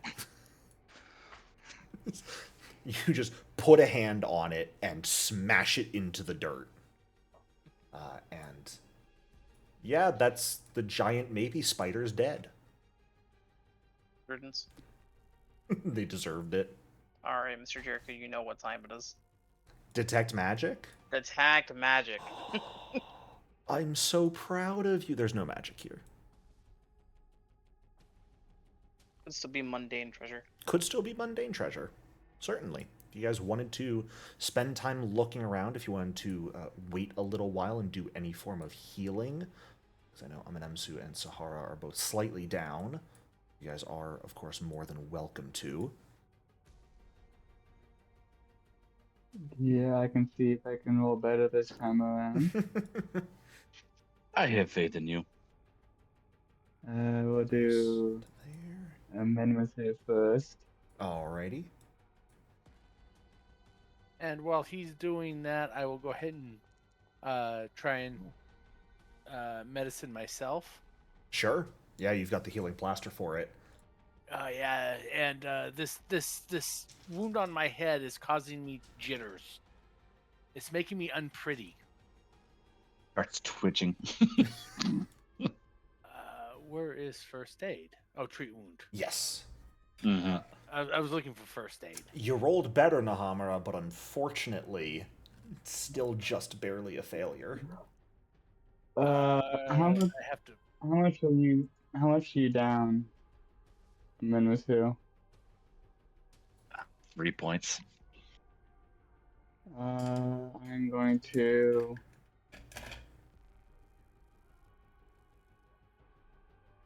We're going to go ahead and key upon my curse. Okay. I'm going to nudge the skills to give you 4 to heal you. Fantastic. And as you do this, Nahamura, what form does your curse take as it manifests for the first time in this story? So, you can kind of see he's got the tattoos of the writings up and down his arm. You can kind of see the glow going down those words down his arm, through his fingers, and you can kind of see that he kind of gets worn out a little bit. Kind of looks like he's aging a little bit as his second life essence is leaving him and going into Eminemasu to heal him. Interesting. Cool. Fantastic. And correct me if I'm wrong, they made it that in the remaster, you can just go down to Curse Bound 0 when you refocus now. We're not stuck at Curse 1. Correct. So, as I imagine you guys would like to spend some time treating wounds as well here? Or refocusing more than just treating wounds. Can I have aided Sahara? Yeah, so that Sahara doesn't have to use the hero point potentially. Yeah. Go for it. And I am trained in medicine, so let's see. If Sahara is allowing you to aid with the healing, of course. Yeah, you hurt me last time, and I can't speak It's up your to language. you. He's speaking in his language, but very softly, with his hands out. Sword is sheathed right now. Well, I'm going to do this a different way. What is your charisma modifier? +1, actually. The fighter has charisma. A charismatic sword. For intimidation later. Yeah, I'm so this branding on my head is so unfocusing me that you are able to. All right, here we go. Hopefully, I can get a 15.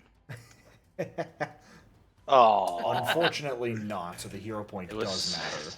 Sitting on The a hero 12. point got used, and I'm picturing this as I'm doing more damage to myself because I didn't do damage, but I'm doing more harm to myself than I'm actually helping.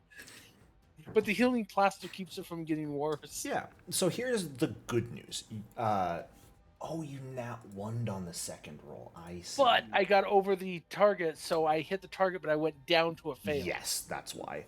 So unfortunately, you don't heal the wound. You definitely managed to stop the bleeding, but you're also fairly certain this is more than just a normal wound. There is a magical component to it. Yeah, and it's really, I keep trying to look at it with my eyeballs, but I can't see the top of my forehead. No, you just see like a little bit of blood coming down to the bridge of your nose. All right. Was there anyone who wished to search this room during all this time? And you guys, of course, are also welcome to refocus and get your focus point back. Yeah, Menamzu will take a look around, see what he sees.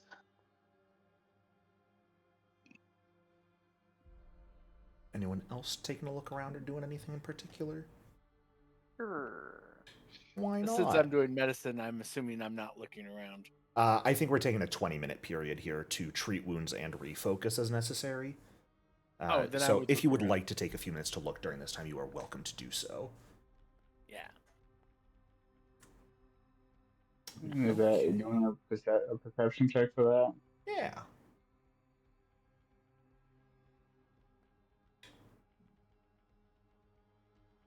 All right. Take some time to look around. You are fairly confident this room does not have anything of major importance. It does appear like those two creatures were nesting behind the altar. You do not notice any holes in the wall or floor through which those creatures could have gotten into this chamber in the first place. So they had to have entered somewhere else into the tomb. It's unlikely they were placed here and have been down here for 2,200 years. In general, though, this room appears to be like a preparation chamber of some sort. This is likely where Akhentepi, assuming he's entombed within this tomb still, was embalmed. So, the room itself, devoid of anything worth of value. But as you all finish your explorations in here, and have healed up to the best of your ability, refocused as necessary, that is where we are going to go ahead and take a quick break. So stand up, stretch, grab some water, do whatever it is you need to do, and I will see you all in a few minutes. All right, welcome back, everyone. So, you have just finished your explorations of this chamber here. At this point, you're approaching around 11 in the morning, and you have one more way to go, and the choice of what to do is entirely up to you.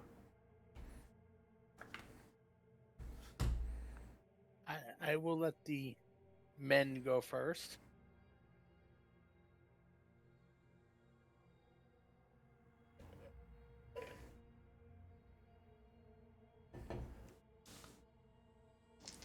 Listening at the door provides no insight as to what may lie beyond. But an interesting area awaits as you open this door. There's a much longer flight of steps than any of the previous, further descending down this passageway. About halfway down, small holes and burrowed tunnels riddle what remains of the wall, and much of it seems to have collapsed at this point. Earth and sand have spilled over the fallen apart masonry. The stairs are now covered in dirt and rubble. There are, of course, a set of stone doors at the bottom of the staircase, engraved with a golden scarab, its wings open beneath a golden sun. But going to pause real quick right here as I check something. Okay. You all are good to progress. I check my notes on something. Don't look too deeply into it, I promise.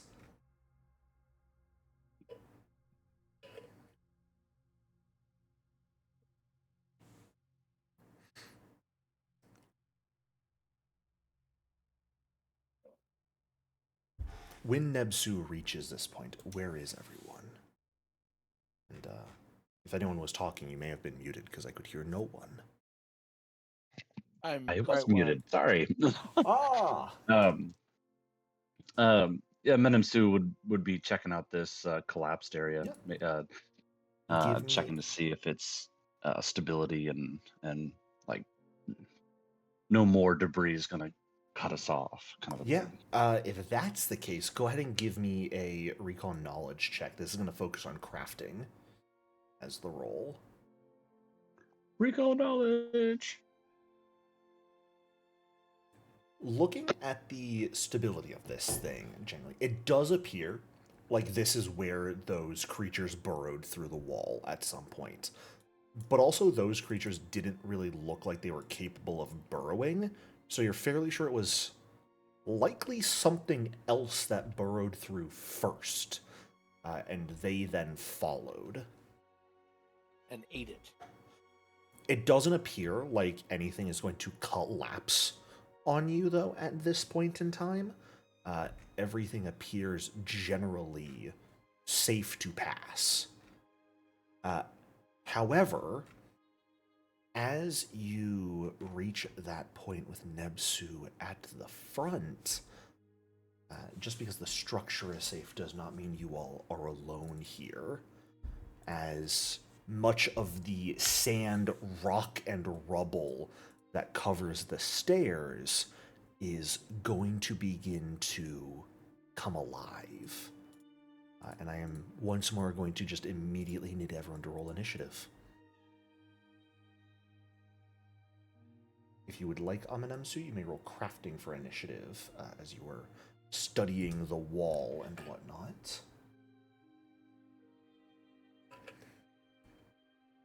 All right. As the sand and rock rears up into a vague humanoid form, doesn't quite look like the picture is showing. That was just a good picture I had. It is more so the sand and rock coalescing to appear humanoid. It mutters something out in a deep language that none of you understand. I don't believe, at least. Let me check one more time. Nope, no one speaks it. Usala, No, you are the quickest to react. How does this keep happening? You're rolling well. I don't know what to tell you. Does it look hostile, or is it just standing here staring at us? And yapping.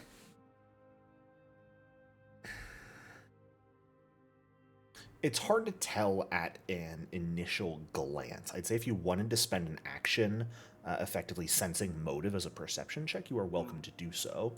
Can I try to converse with an ancient Osiriani? You can certainly speak in ancient Osiriani. What do you got to say? We were sent here by the Pharaoh. We mean you no harm. It turns to look at you, cocks its head slightly in a quizzical gesture, and once again mutters something in that like gravelly language that you don't understand.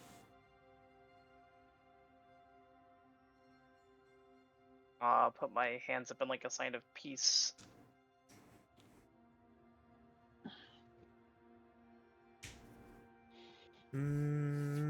Go ahead and give me a diplomacy check here. If you would like to use an action to do so. Sure. That's an action then.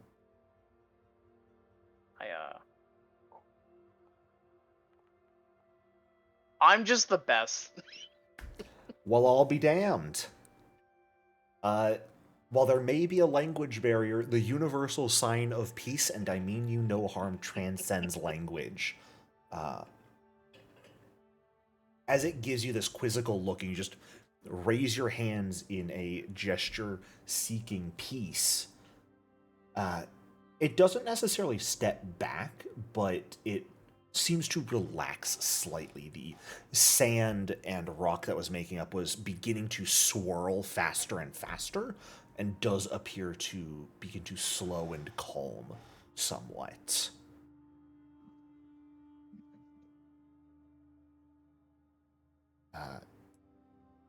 We'll semi come out of initiative here. Anyone may do what they would like here, as it does not appear like this is going to immediately attack anymore. I'll go with a recall knowledge on what this might be and what language he might be speaking. Does Nebsu recognize this being at all? Nope. No. No, this is not something any of you inherently immediately recognize. Since Usala is doing a really good job on the diplomacy, I am going to aid him by lightly strumming my guitar, my viola, in a soothing, we come in peace. Sure.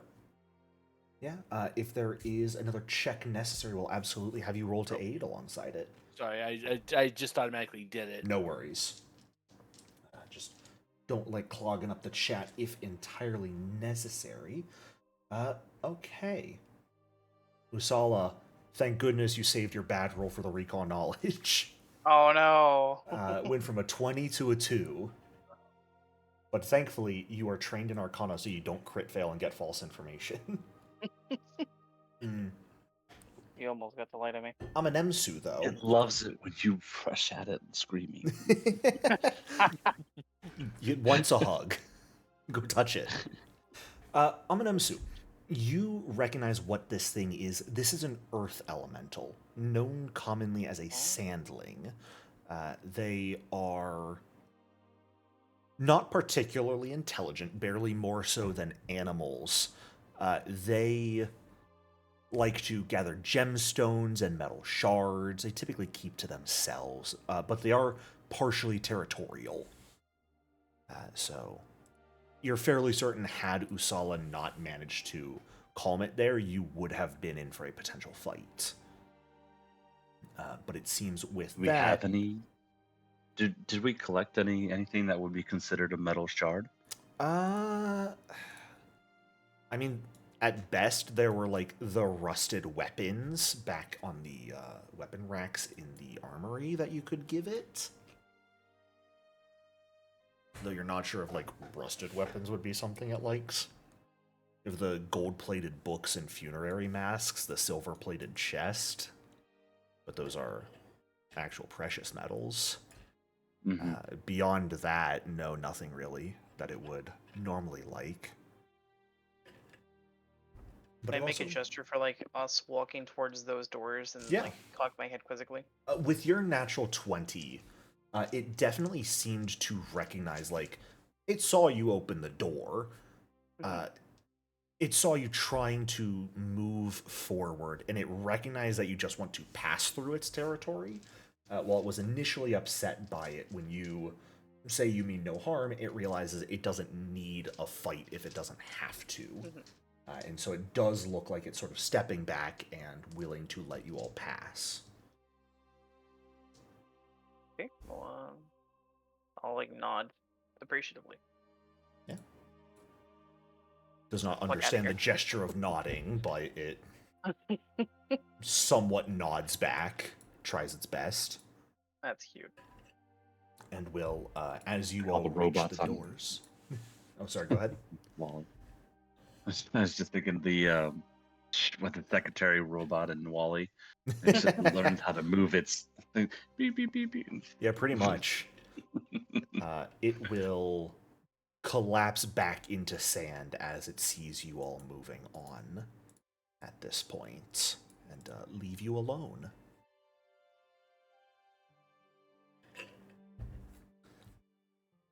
Man, every time I've run this campaign, they find the corridor dart trap first and avoid combat with this thing. What are y'all Really? doing? Yeah. Let me fight with this creature. I want to bite someone. I think last time we No. just detected it without it. Yeah, showing and you up. had someone that spoke Petron in that campaign. Yeah. So you're able to actually... Yes, that is the Earth Elemental language, which is what it was speaking in. Like Terran or something? Alright. Opening the door to this chamber, though... And everything explodes. Instant TPK. No.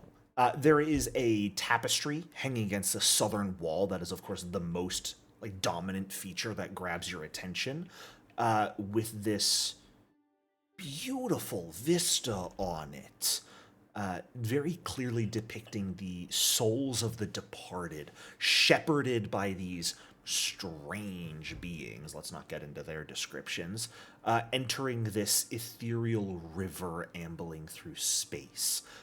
All of you have seen the depiction of the River of Souls on the Grand Mausoleum outside, except perhaps Nebsu, and so you immediately recognize that is what this tapestry is depicting.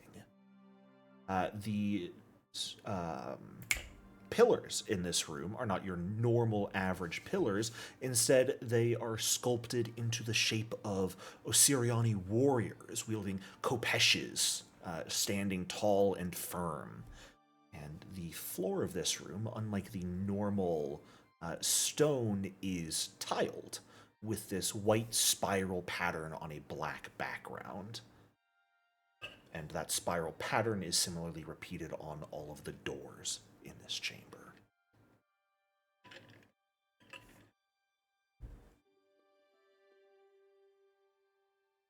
And do a cursory glance for the Yeah.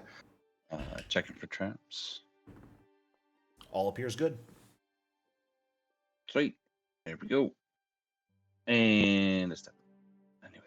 Nothing happens. It seems you are safe for now. For now. I'd like to take a closer look at the tapestry. Yeah, absolutely. Are you just taking a closer look? Anything in particular you're trying to gather of it? Value, historical significance, that sort of thing. Yeah. Go ahead and give me a recall knowledge check. Recall knowledge. We'll use society as the base for this one. This would also be a great case, Sahara, if you want to draw mercantile lore. If you're trying to determine value of things, you'd be welcome to do that here. Can I cast Detect Magic? You certainly may, and you will receive no magic as a presence. Okay. No magic for you. Amanemsu and Sahara taking a look over this tapestry. Funny enough, I don't actually have an exact amount listed for it. But it is in good enough condition that you could potentially take it and sell it. Based off of your rolls here. Let's go ahead and roll some dice to determine value, why don't we? That's always fun. 547 gold. Yeah, absolutely not. Plus ones for everyone.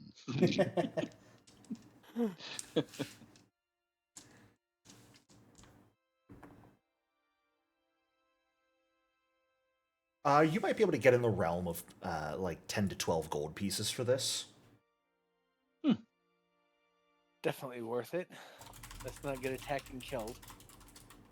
There's definitely some money down here. And since I do not have an exact item for this as of yet, I'm just going to put it in chat so that I can have it as a reminder when I go back to actually make an item for it. Certainly going to be something that's big and unwieldy and hard to get out of here, like the pieces of the chariot. So you guys will certainly want to keep quite a lot of time in your pockets to actually get everything out of here at some point. But again, do we have a time limit? You have no time limit. Okay. So it's Technically, we more could sleep so down that. Oh, go ahead. So technically, we could sleep down here. You are welcome to do so.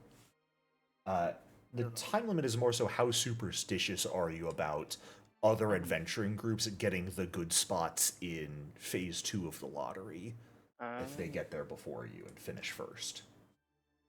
So it's more personal superstition to determine what pace you should be working at. But if you don't particularly care, then you can technically take as long as you need.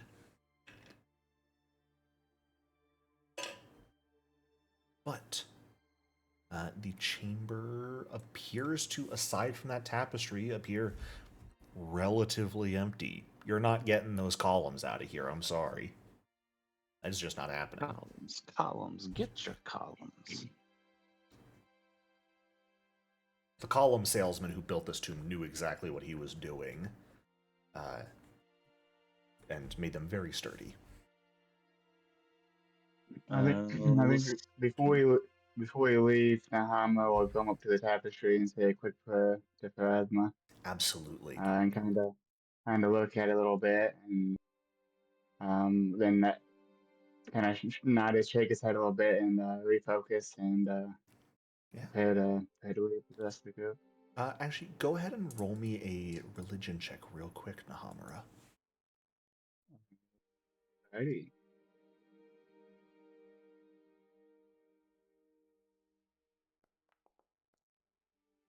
Very nice. Okay. Yeah. Religion the hell out of that one. You can't necessarily feel a divine presence in this chamber. However, you are at the very least able to figure out and understand the significance of this chamber to the tomb. This would be the chamber that it is believed the soul would pass through to enter the River of Souls and Boneyard. This would be where the soul moved on, is in this place specifically. So there is that bit of reverence that this place deserves solely because of that. Even if there is no magic or any visceral effect made manifest in it. Yeah.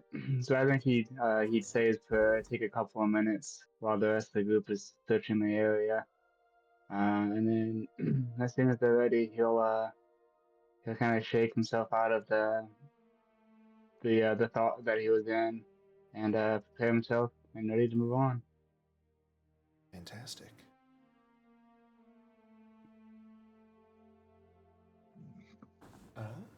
All right. As you open the door into this next chamber, Amanemsu, is everything okay? I noticed you disconnected from the server.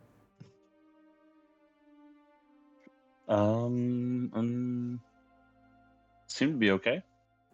You might want to refresh just because you are not in the game on my end, at least. So I'm not sure anything you do will actually manifest. Oh, okay. Yep. There we go. Weird. Let's see here. Okay. As you open the door into this area, it's a short hallway that pretty sharply narrows as it heads west, descending in a set of stairs that ends in a very rough rock wall. It does not appear like it was, this part of the tomb was finished, necessarily. It appears pretty empty. You do, however, notice light coming from the bottom of the stairs.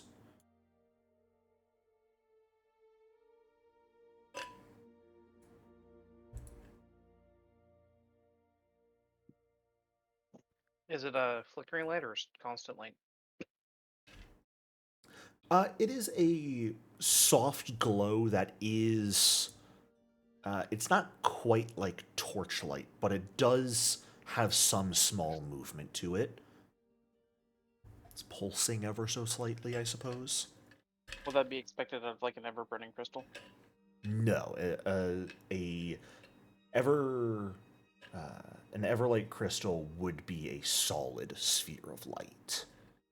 Okay. That would not waver, unless it was specifically enchanted to do so. This appears to be more naturally occurring.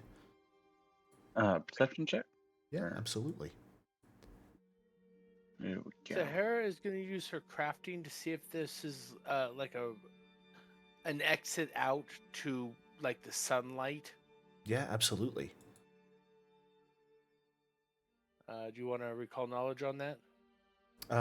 Please. Yeah, that'd be useful. And I'm also going to hit the pause button here.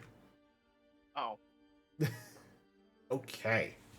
As Amanunsu steps forward to that point. A couple of things that are all sort of noticed and recognized simultaneously. Sahara, you're fairly sure this is not an exit, per se. More so, it would have been continuing deeper for an addition, a secondary tomb that was attached onto this one that was just never completed.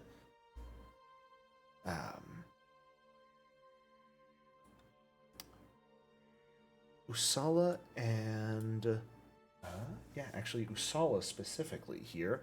Hello. You notice by where Nebsu is standing, there is an ever so slight seam in the wall. That wall moves. While simultaneously Amenemsu... So sorry, the wall is actively moving, or the wall is able to be moved? It's able to move. There's a hidden door Okay. there.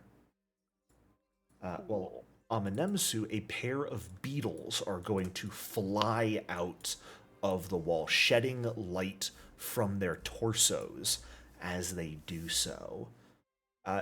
They do appear to be aggressive. However, I'm not going to have us immediately roll initiative if you have an idea, Amenemsu, that could potentially calm them down quickly.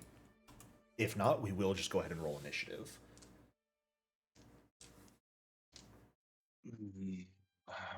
Not off the top of my head. No worries. Sometimes a beetle just flies at you. Yeah. As these two large shining beetles fly towards you guys, then I am going to ask for initiative to be rolled. Of course, if anyone else has ideas, you can certainly do so when it gets to your turn. But these things are going to get to act.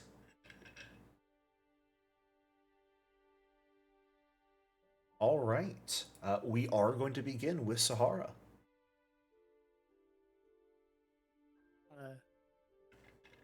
I am going to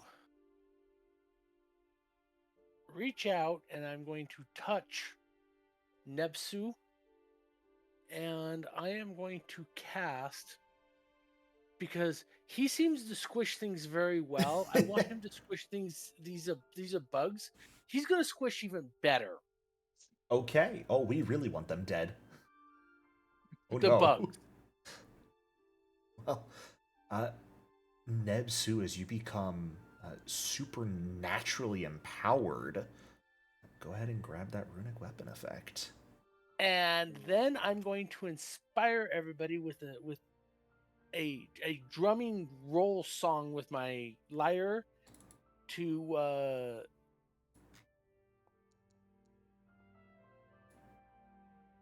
Fantastic. because I really want him to hit. I really want him to hit with a crit. I want to see him roll 80 points of damage. I really don't want to see that yet. I'm going to be honest. That can happen at a higher level, not at level 1, please. Of course, he goes last, so... Yeah. That is going to bring us to the first of the beetles, though.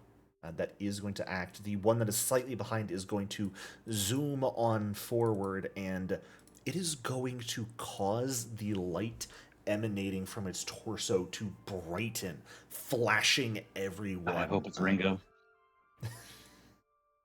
Maybe. But it is going to attempt to blind people with its light. I am going to need Amenemsu and Nebsu specifically here to give me a fortitude save, please. As these things attempt to flash you. I'm so good at that. I am actually going to counter performance this because I'm assuming this is a visual effect. This is whoa. Technically does not have the visual trait. I will allow this though.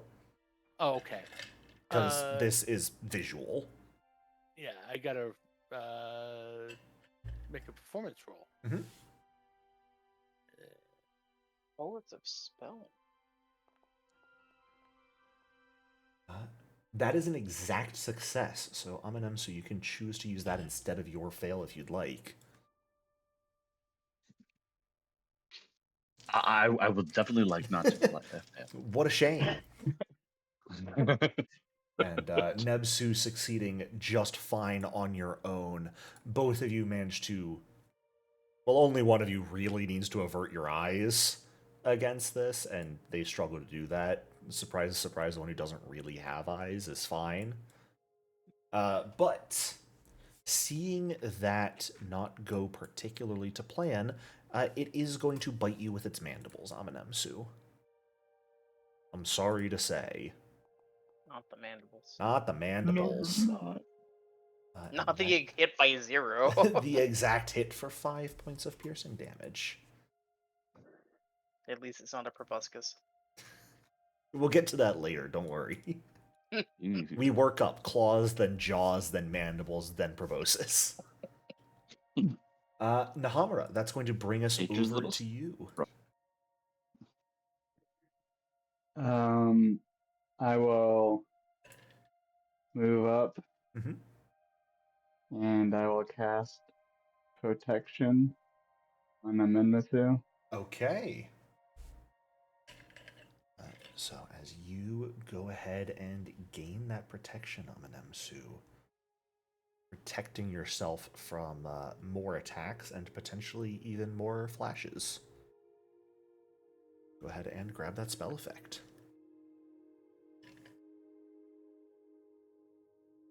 And that was a move and 2 action spells. That's my turn. Sounds good. And, well, speak of him, Amenemsu, you're up. That beetle just bit you. It did. It hurt.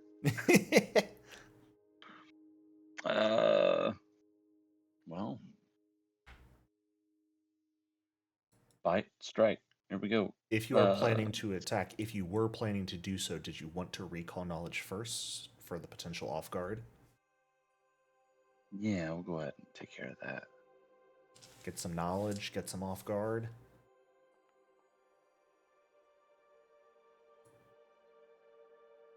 Unfortunately, that is actually a failure.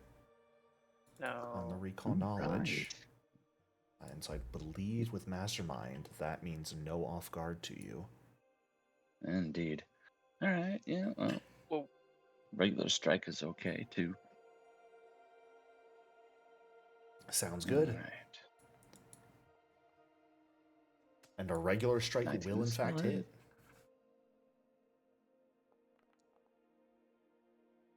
Seven points. Good damage. Nice. Yeah. I'd like to see. All right. Well, I guess I'll try and smack it down again. Sounds good. No dice there. And that is going to bring us to the other beetle's turn. As it is going to fly over some heads here. It is going to use 2 actions specifically to fly to this space here. Doing so in a way that does trigger a reactive strike from you, Nemsu, actually, as it flies from above Amenemsu down towards the ground. So if you would like to strike it, you may. It will take you up on that.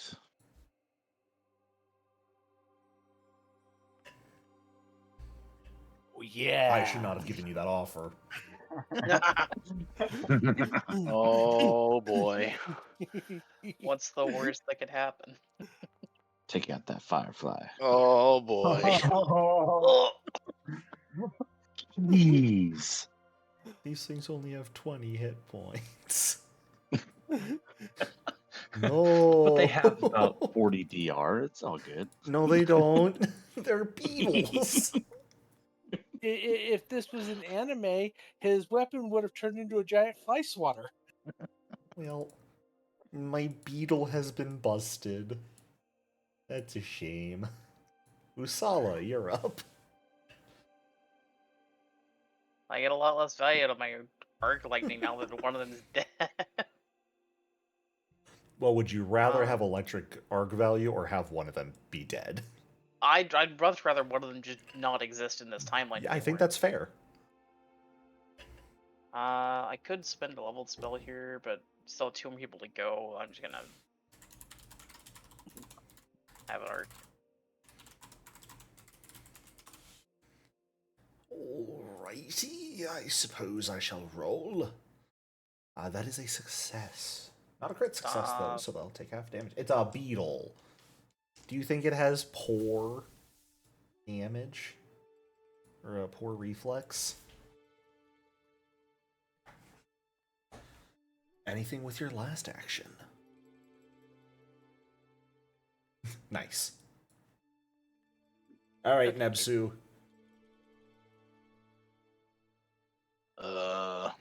Fortunately, there's not easy access to that space.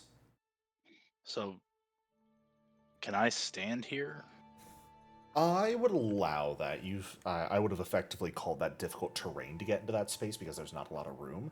But you certainly can, and this thing is going to have cover from you attacking there. That's fine. It won't let me move there. But can we just assume I'm there? Yes. All right. And let me go ahead and put some cover onto this thing real quick for you. Bada bing, bada Alrighty. boom. Just lesser cover. Things are slightly in the way. You are free to swing. Oh, no. Uh-oh. Well, we have 3 hero points. I'm going to use one. Might as well. Oh yes. Very good usage. I'm so sorry, Jericho. Well, it is what it is. My beetles are dead. Oh no. With absolute ease, the fighter with the fatal D12 weapon just mows through all the enemies. I must You say hit that 91 points of damage. that spell feels like he's like drank like 12 coffees at once. Well, it gives you a +1 to hit, and my courageous anthem gives you a +1, so you have effectively +4. Angry bugs came buzzing out of the wall, and you all dealt with them accordingly. Sounds good to me. With extreme prejudice. The game Alright. is just like bugs. Hey mirrors. guys, see your door here. He Open will it. bow to Sahara.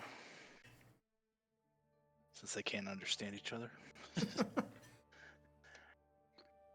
Yeah, the only thing impressive down here was those bugs. Let's try your door. Notably, taking a quick look at it, you don't actually see any way to easily open it. It looks like it was not designed to be opened from this side. So, We're humans. We can get creative. Alright, crowbar. Or we can I do go have to the one. door. We can go to the doors up ahead, and if there's more bugs, then Neb will have his runic weapon for at least another round or two. It's good for a minute. If we race it, if we put daisies in our hand and run, we'll be perfectly fine. it is up to you guys. Would you like to work on this secret door? Would you like to go through the doors you know about quickly to see if you can benefit from that runic weapon and the protection on Amanemsu? I'd like to work on the door a little bit, see where it goes.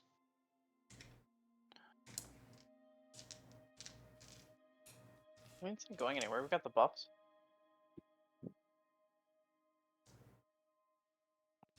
So we're gonna rush. When has this ever gone wrong for anybody? As long as we put daisies in our hands, we should be fine. Because nobody gets hurt running down through a dungeon with flowers in their hands.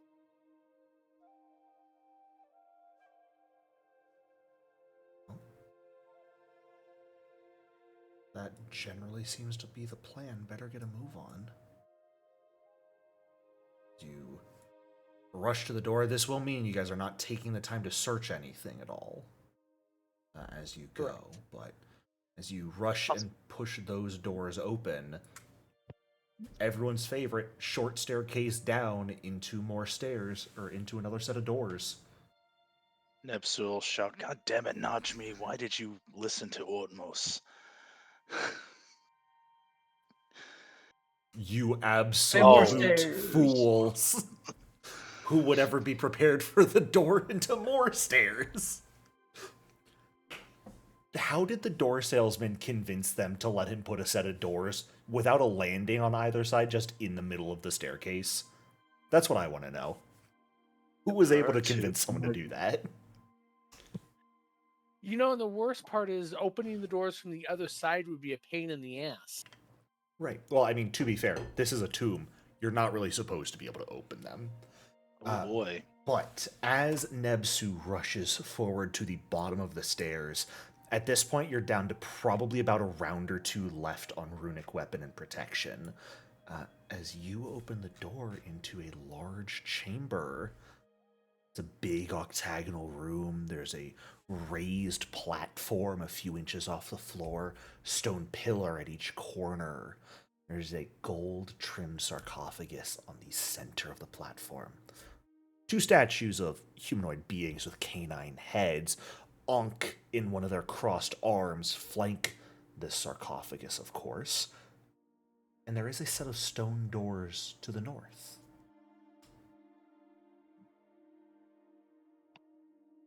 But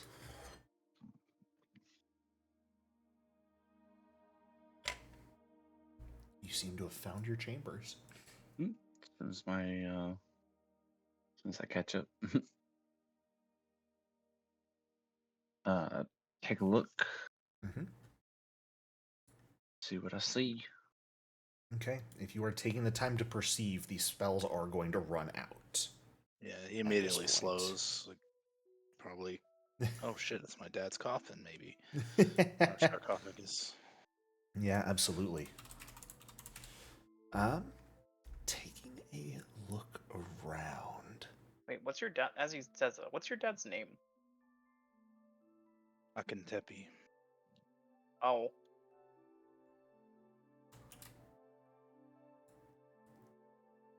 Did you not realize, Usala?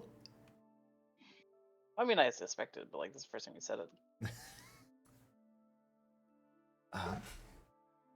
Taking a look around the room, Amenemsu, nothing catches your attention.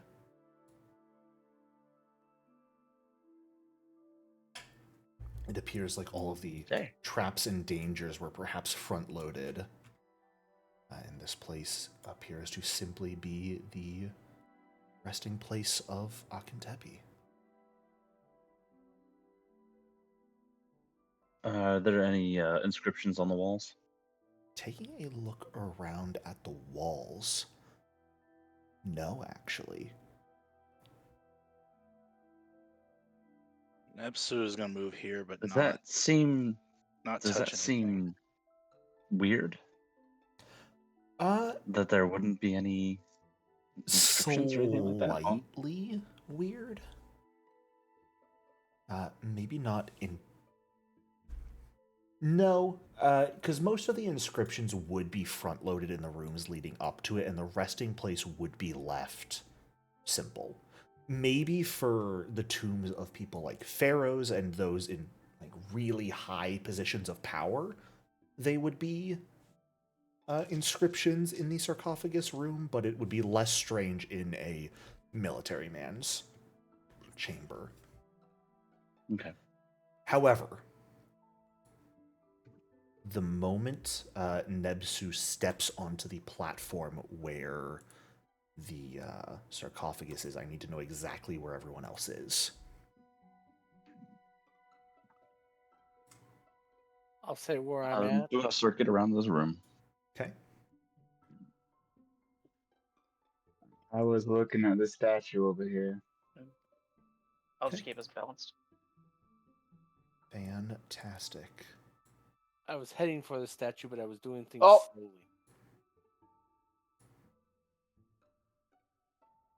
I need everyone to roll initiative for me. As the pillars immediately begin to spark with electricity, lightning shooting between all of them. And I think this is my third 7 initiative tonight. the central platform begins to sink ever so slightly, no more than half an inch. And the sound of a lock somewhere. Actually, yeah, these doors swing shut behind you guys. And with the sound of a lock sliding into place, they will shut and lock you in. As we begin this fight, let's get the calm music out of here. Get this out of here. Need a bit better combat music.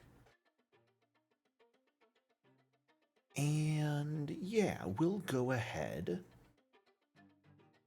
and have the sarcophagus go first. How's that sound? Why not? As the lid of the sarcophagus is going to open in front of you, Nebsu, revealing not a body, but row upon row of teeth and a massive tongue, as the sarcophagus itself is going to attack. And it's going to hit you with its lid. Okay. Right off rip. That is going to deal 11 points of bludgeoning damage to you. Ooh.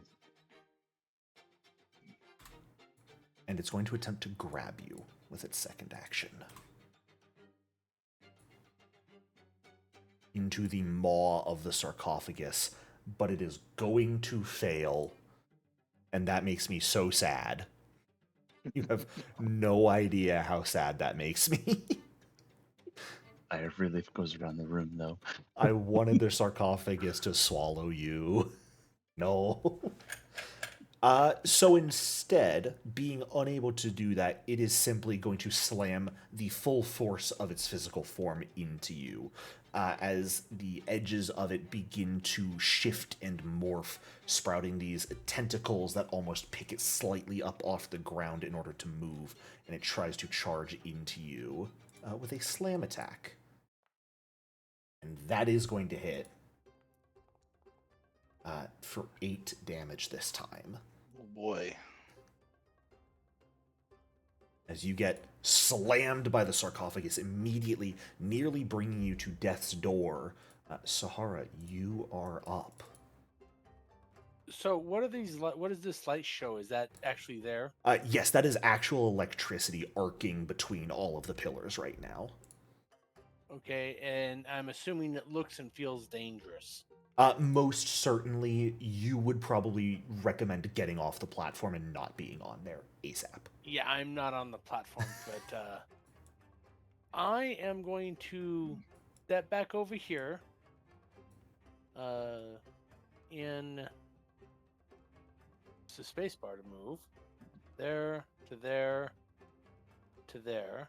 I don't know why I've got light bulbs shining off of me. That is very strange. I am going to trust the healer to heal, as I am going to give somebody a runic weapon again. Oh, we had another casting!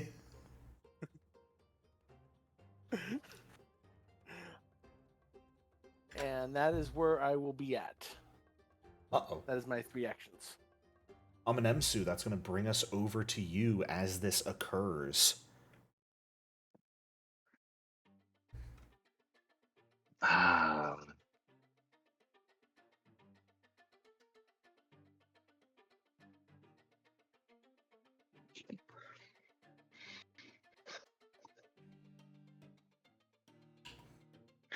I'm going to move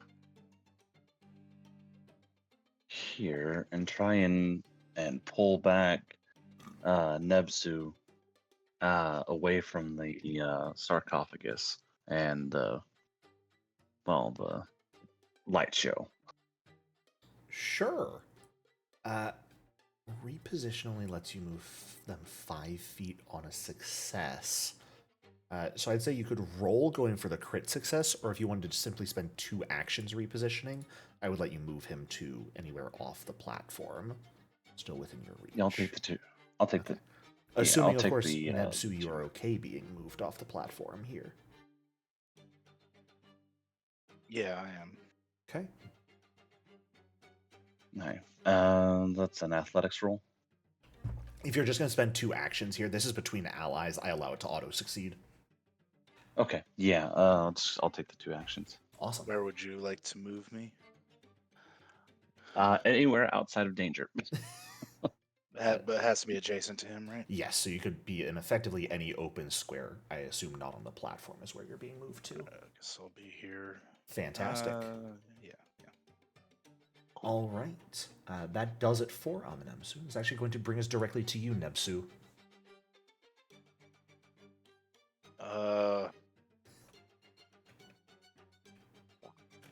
What would I need to roll to know that this is like a hazard or something that we have to deal with? It certainly seems to be hazardous, yes. You'd have to roll to try and figure out how to deal with it. Yeah, identify it, you know. Yep. I don't think I have anything. I have ancient Osirion lore. I don't know if that would cover like any of their traps, but Not in the.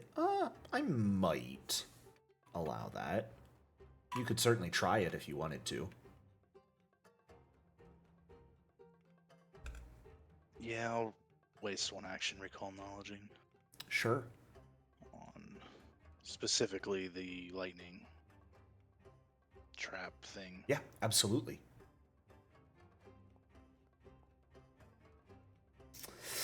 Oh, unfortunately, you were a warrior. Traps were never your area of expertise in the slightest.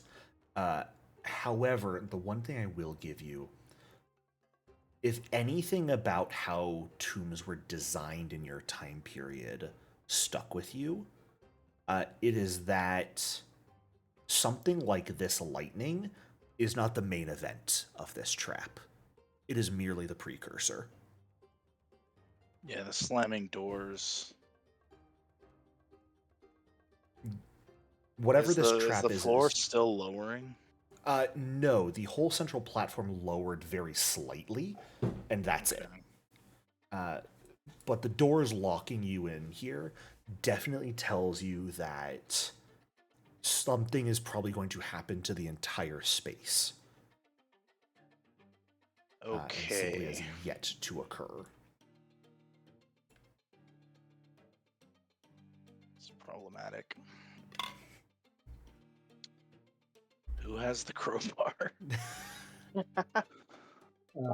Muhammad is. Okay. I'll also say, you heard the doors lock. You did not see a lock on either side. These doors did not have any handles or immediately visible locking mechanisms, which means the only place a locking mechanism could be is within the door itself. If these are made out of solid stone and the lock is within the doors, it's probably going to be insanely difficult to try and force it open.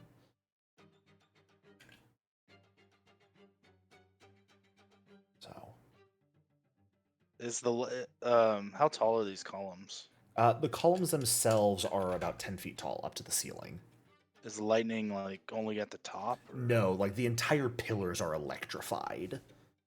It's Okay, almost creating these curtains of electricity. Yeah, so if I'm standing here, I'm likely going to take damage. Okay. Mm-hmm. Yes, you're fairly certain anyone on the platform would be injured by that electricity.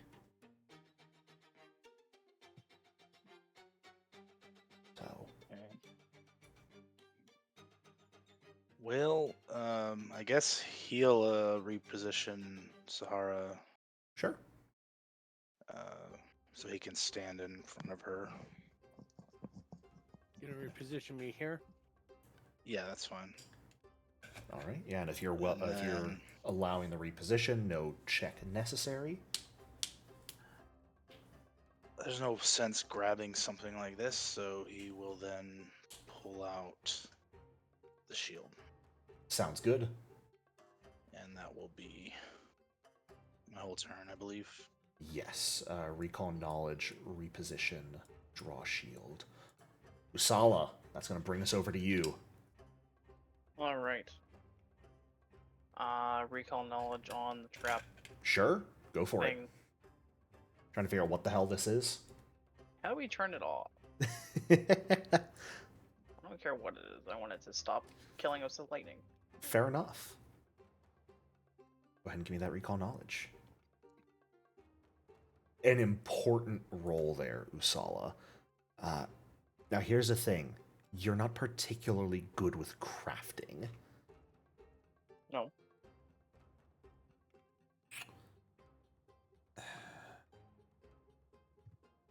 When I'm magically inclined. You are magically inclined. This trap is wholly mechanical, though.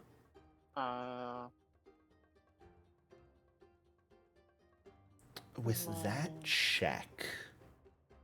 It is... That is a failure, unfortunately. However, Nebsu, would you have called out what you figure, like what you understand that this is probably not the for whole sure, effect? Yeah, something else is gonna happen. I don't know what. There's only one easy place it could come from, then, Usala, and that would be this set of doors. But there's an Usala trying to open the door now. just an illusion of one? Yes. Fantastic. You all see a second Usala appear, just frantically trying to pull the door open and making no headway whatsoever. That is going to bring us to this trap's turn, though.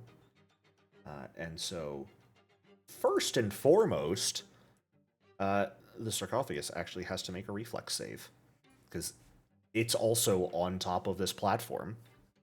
That's so it is getting struck by the electricity here.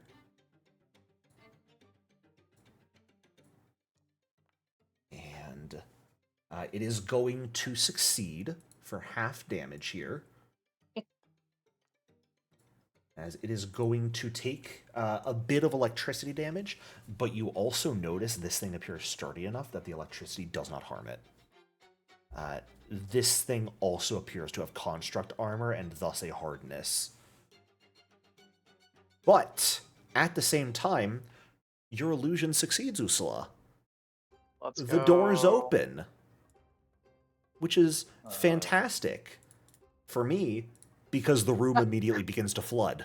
You motherfucker. As immediately the doors are pushed open by the water pressure, and water immediately begins to flood into the chamber, instantly filling this place about 6 inches up. So the entire top of the platform is now very slightly submerged, and the water level is continuing to rise. We're going to die. Nahamura, what are you doing? I'm going to target Nebsu and cast a 2-action heal on him. Fantastic.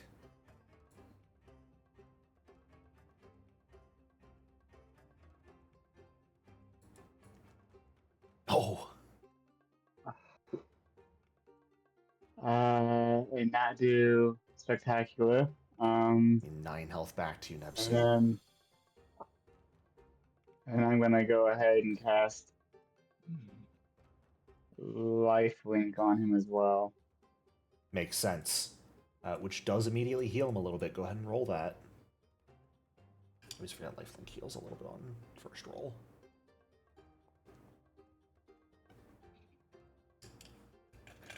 Alright, and we will extempore affect that. We're going to have to do some manual adjustment of rolls when lifelink actually comes into play, but I have experience.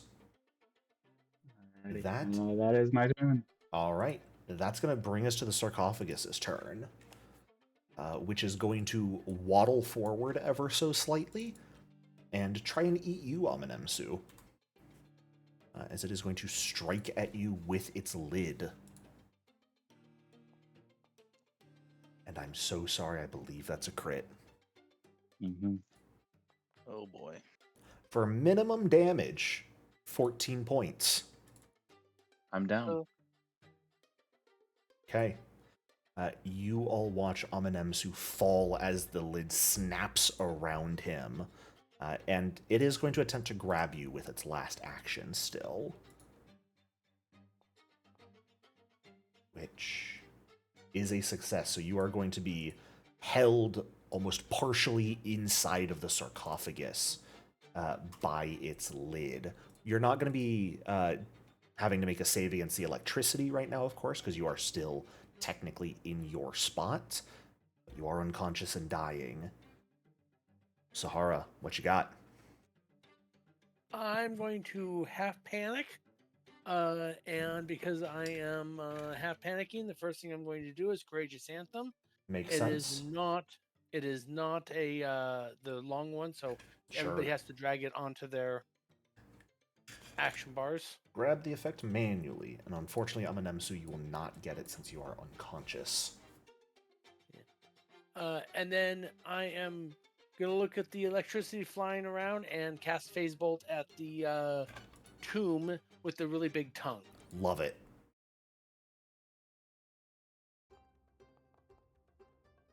And I am going. If that misses, I'm going to hero point it because Probably a good time to use those. yes. And that will turn it into a hit. Go ahead and roll damage. Alrighty. That is going to break past its hardness and deal a little bit of damage to it. It is going to be, for the first time, injured. A few of its tiles being knocked off of its physical form here. That is all three of my actions. Nebsu, we're back up to you. Okay, he's gonna step forward. Mm-hmm. Shout in ancient Assyrian, like, break the pillars or something. I don't know. And then swing. If there's ever a time for a crit, this would be where I'm rooting for it. Let's see it.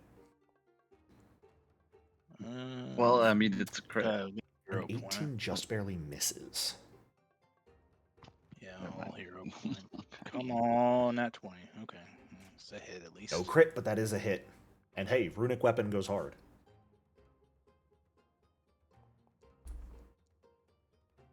Okay. That is certainly a solid amount of damage to it. Was that meant to be a snagging strike, by the way? Oh, did I have that turned on? Oh, no. I'm sorry. And I forgot you had a shield in your other hand right now. Yeah, I'm not. One action left. Mm-hmm.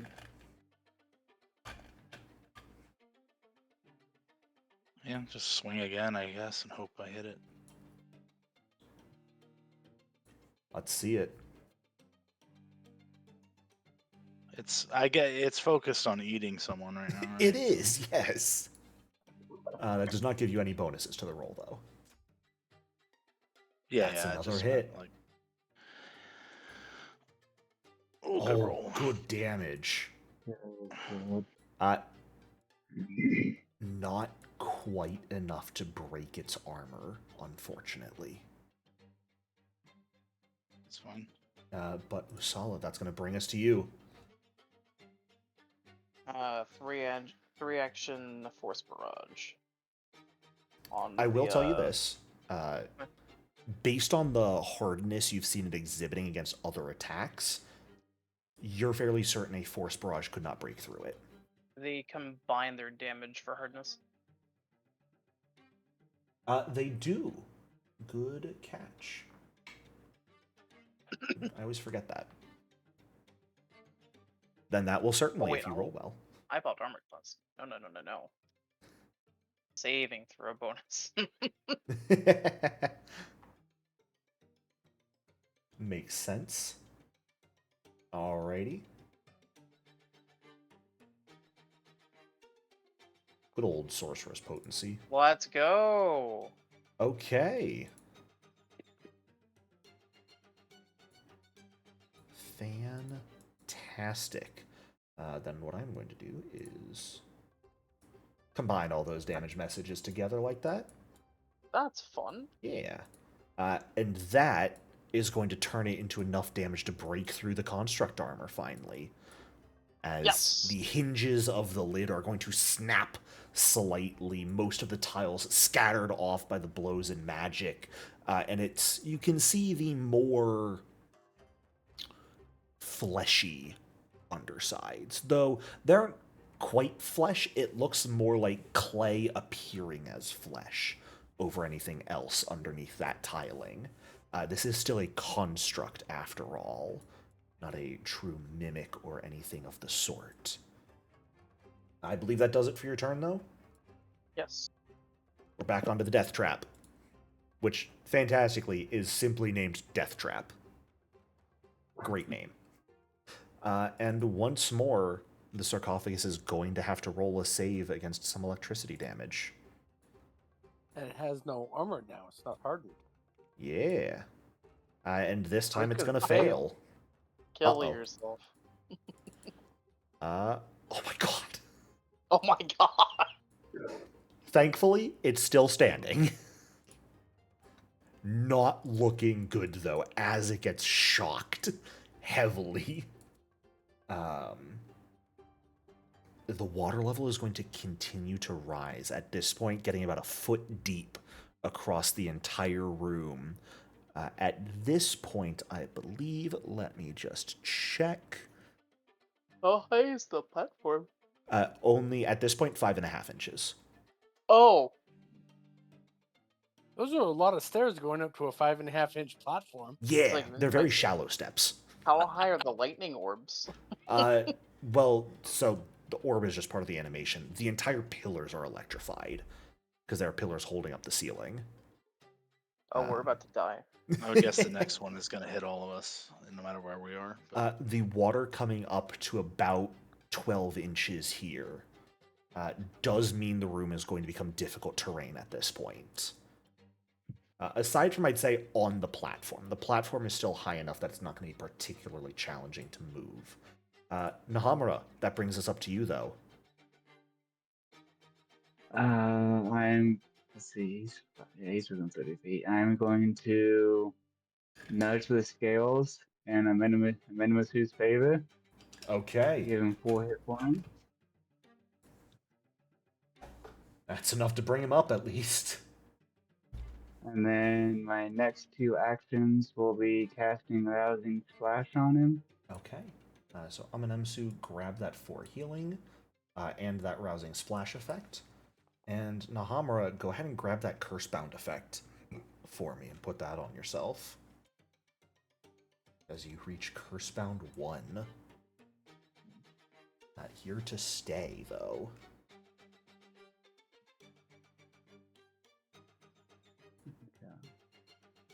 Okay. And I have to actually remind myself what Cursebound does for you. Right, it just penalizes the hit points you get back. Yeah. Yep. I receive the healing. I get magically healing. I get back. Alrighty. He should get. Yep. Okay. We're good. Amanemsu, you come to consciousness half held within this sarcophagus's mouth, but you're conscious. Okay.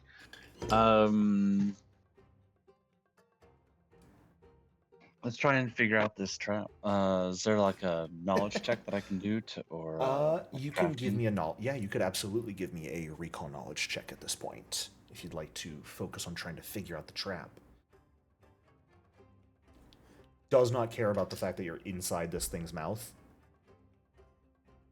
Nope. There are other more important things. Fair enough. I mean, it's hard. Like, your head is inside this thing, so you're trying to look around and see where the trap mechanisms might be, and all you're seeing is clay that looks like flesh. Unfortunately, with that roll, you are unable to determine exactly what the direct mechanisms of this trap are.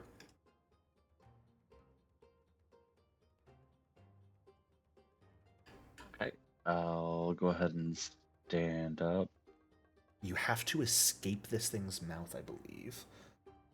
Okay. Because you are immobilized by the grab, so you cannot take any move actions right now.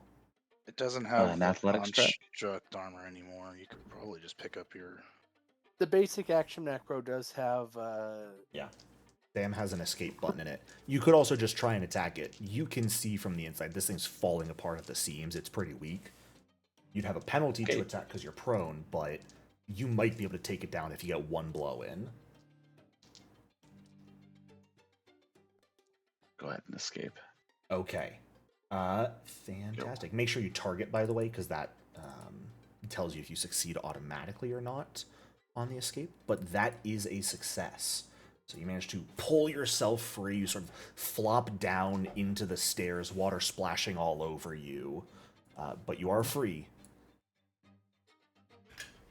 Is it possible to do another either perception check or some other? Yeah, absolutely. To figure out where to. Yeah, and I'll actually, based off of what that ask was, I'll let you choose. You can give me a perception or a recall knowledge. They'll have different responses based on what you roll if you succeed. So the choice will be yours. Go with perception. Since I already did recall knowledge. Sounds good. Perception should be blind, please. Oh, I'm so sorry. Always and forever, perception blind. Okay.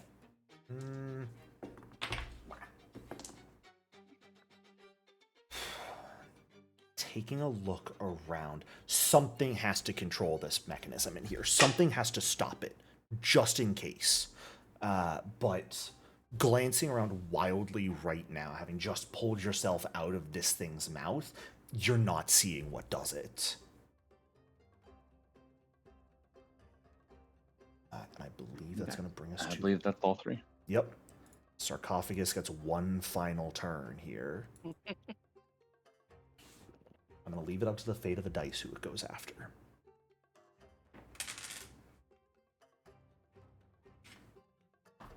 Nebsu, it's attacking you. 8. With the lid. I believe that's a crit. For maximum damage. Now, because of lifelink, I believe 3 of that goes to Nahamura. I don't think that's going to be enough to keep you up, though. I don't think. No, I don't think. I mean, I'll take the 3, but yeah. You have no choice but to. Yeah. So there's 3 damage for you, Nahamura. As this thing snaps its lid shut around Nebsu and is going to attempt to grab him still.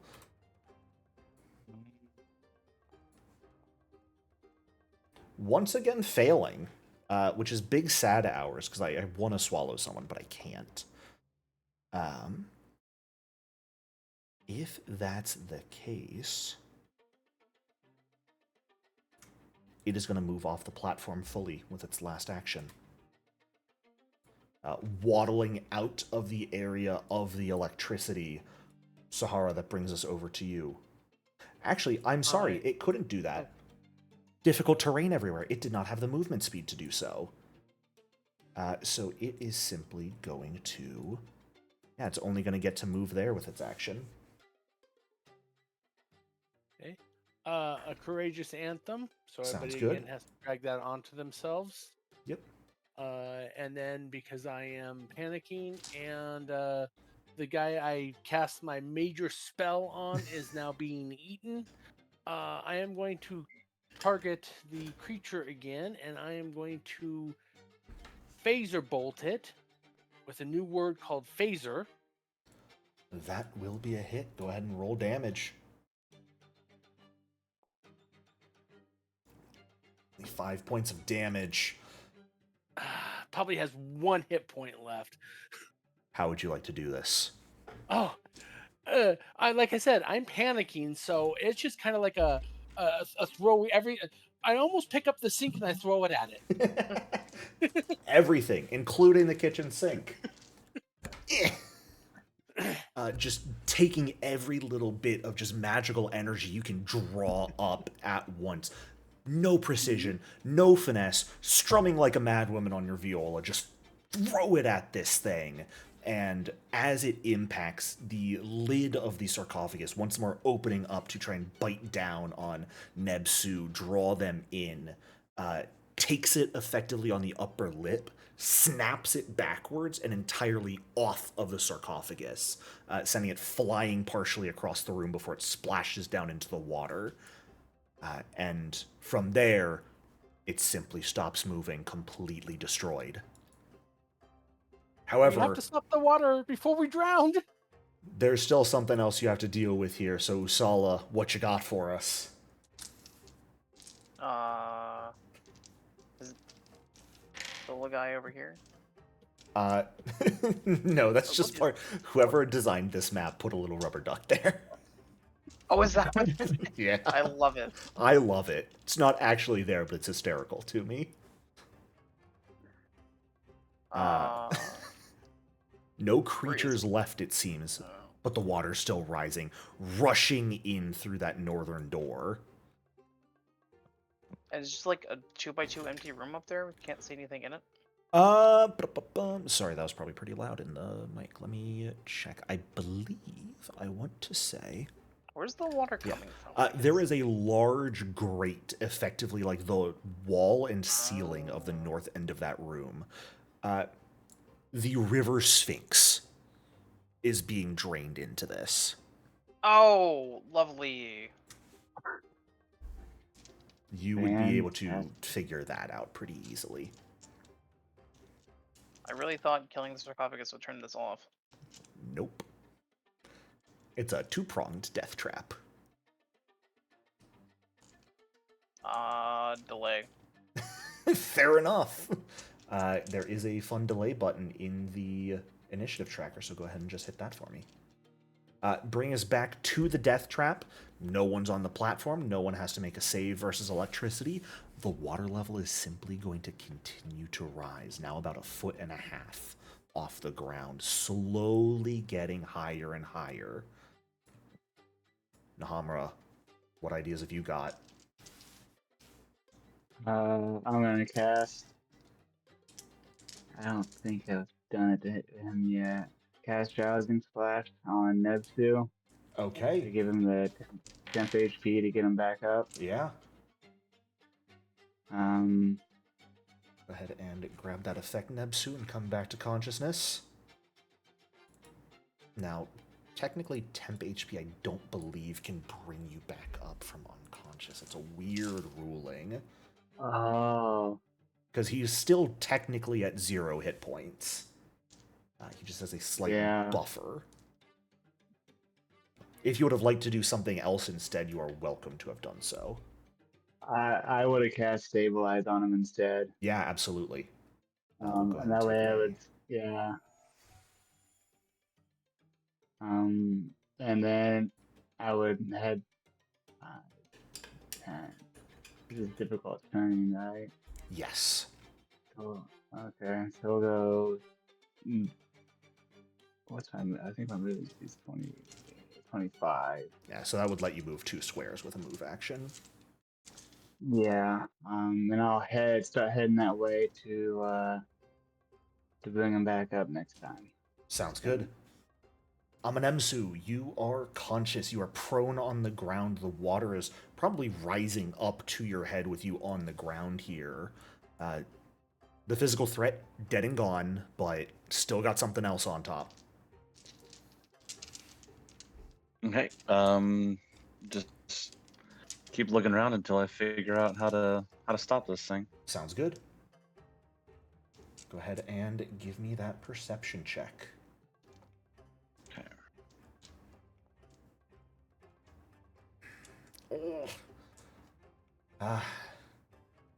Look around at this point. It's got to be somewhere. It has to be. There has to be something. Certainly they wouldn't trap that you have no chance of escape from, would they? Recall knowledge again? Sure. Yeah. There's the roll we're looking for. Oh. Taking a look around at this point, a couple things actually catch your attention here, Amanemsu. As you take a moment to calm yourself, think it through. No, they wouldn't possibly make a death trap. One, there was that secret door Usala found. Couldn't be opened from that side. There has to be another door somewhere. You haven't seen it yet, but there has to be one.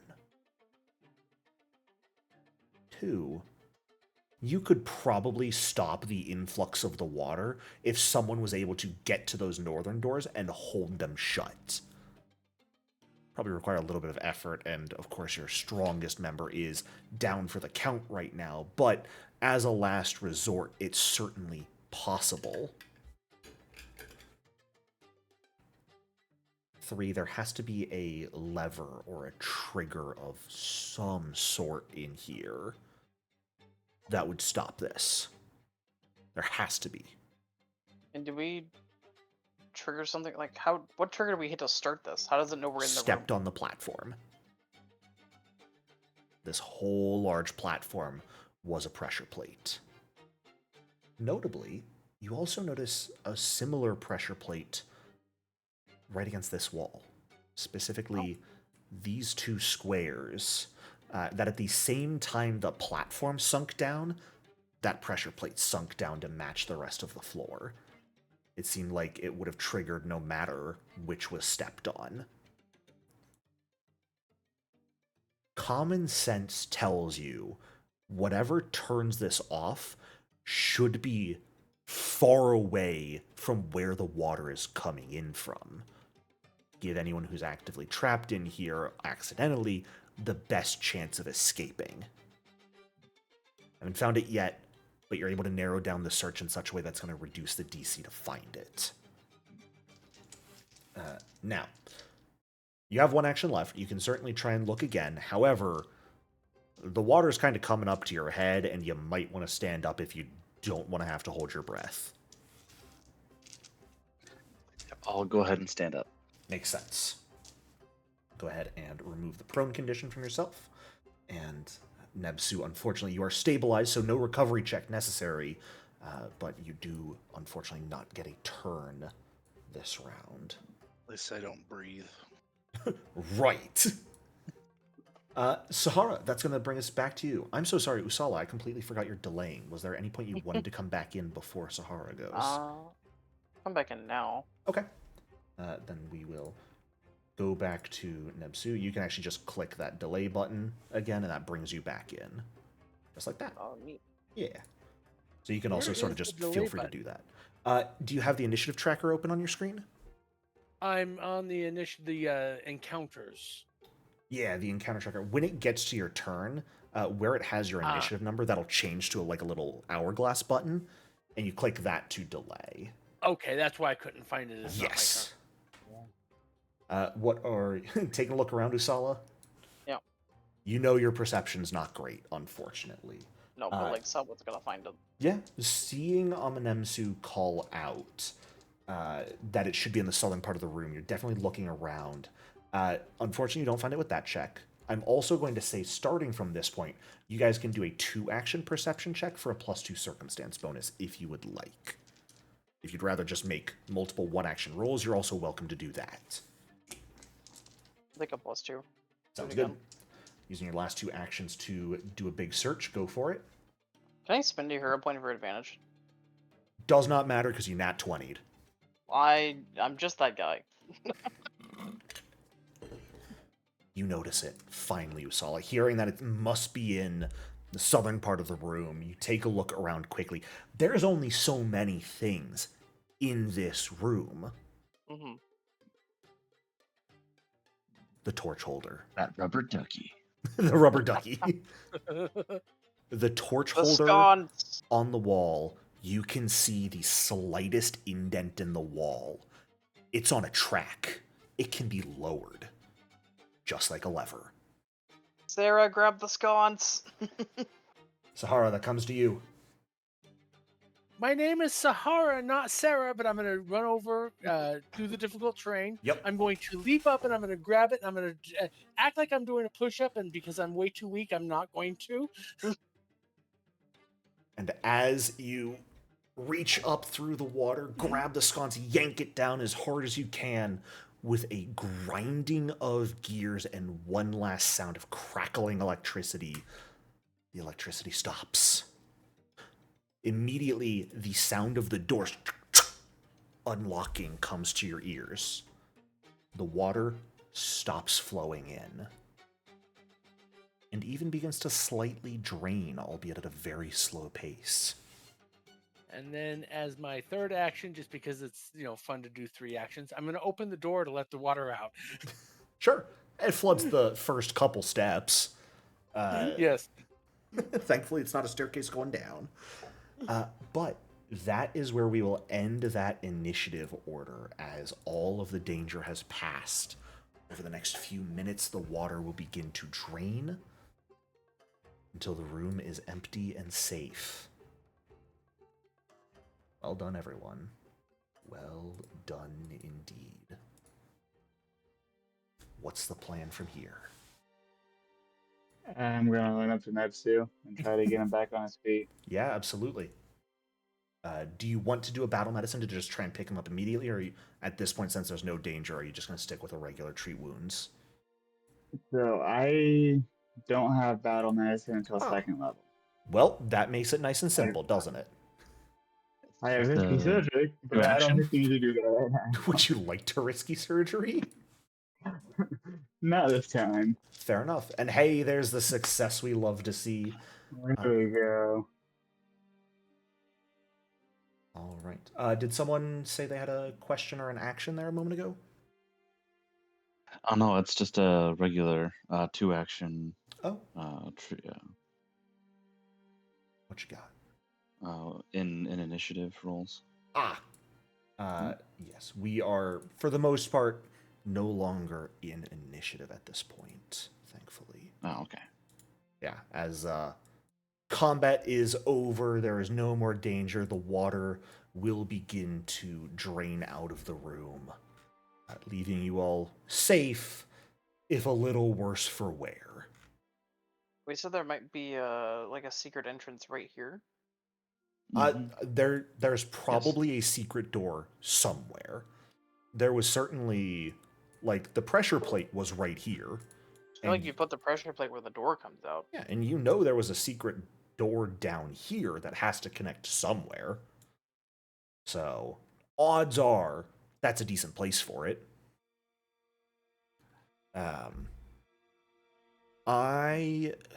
I would even say, go ahead and just give me a perception check for posterity's sake. Yeah, spend 2 actions for a +2. No. That was in that situation only because you had been pointed out an area where it should be. But I was lowering the DC quite a lot. And with that, you will, didn't mean to lock it, notice it. Guess where it leads to. You'll also notice, though, Sala, as you, find where the door is that just blends into the wall perfectly and push it open, and turn around to call out to everyone. On the exact opposite wall, you just see the faintest seam as well. Oh. That was unexpected. To the rest of you, what are you all doing as you are taking a moment to actually take a deep breath, recover? I apologize for not looking before I stepped. I think this place was so full of traps that we were going to be bound to hit something. Oh, wait, I didn't hear what you said because I don't speak your language. It's only the third Thank you, trap. Nahamara, for the healing.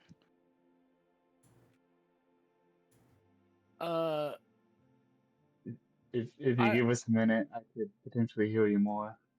At this point, if you guys wanted to spend like 2 to 3 hours just taking a break and resting, you could heal everyone up to full without any issue, do any refocusing that needs to be done. Okay. If you guys are okay with that. Yeah, and you said this sarcophagus was mechanical? It appears to be a construct, yes. So... Okay. I'd like to see if I can take it apart and see if there's anything worthwhile in gears or other toys that I can sell. Yeah, go ahead and give me that. Give me a blind crafting check in this case.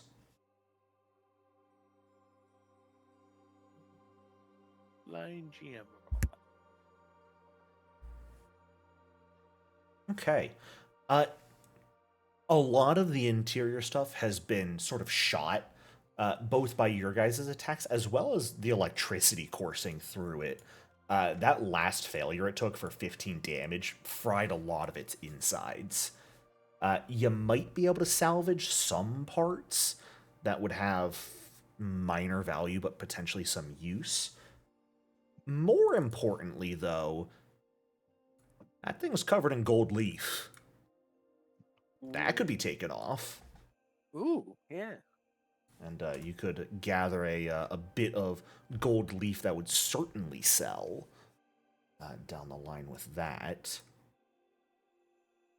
Not a ton. It is thin enough, but it comes out to probably about 2.5 gold's worth. And we'll go ahead and pop it a couple hours forward. Probably about 2:30 in the afternoon would be where you guys finish up taking that break and rest that's necessary. Everyone can pop themselves up to full health at this point, including you, Sahara. As the wound does heal, unfortunately, it scars a little bit.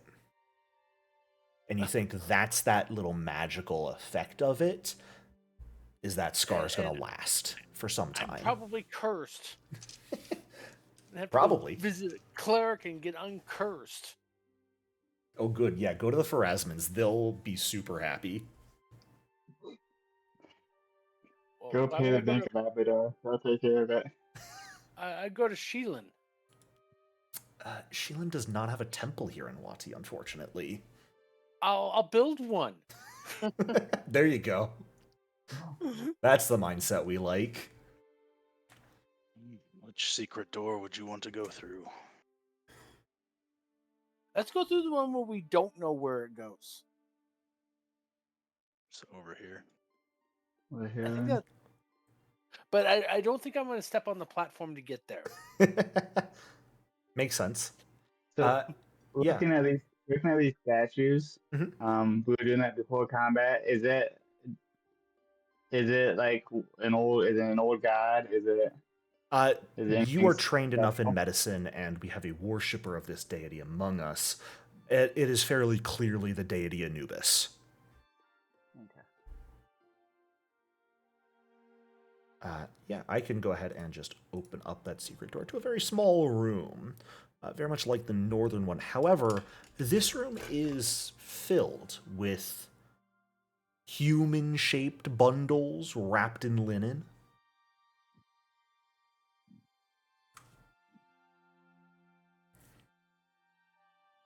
Mummies. Mommy, I don't have a mommy. I'd pretty much say anyone with ancient Osirion lore or even just a society training could probably tell these would probably be the slaves who worked on the construction of this tomb were buried here in order to protect the tomb's secrets when it was completed. Very common practice in ancient Osirion. Probably still happens today to some extent, though slavery has been outlawed now. However, it does appear they were mummified and interred with probably all proper funerary rites, such that their souls could travel to the boneyard.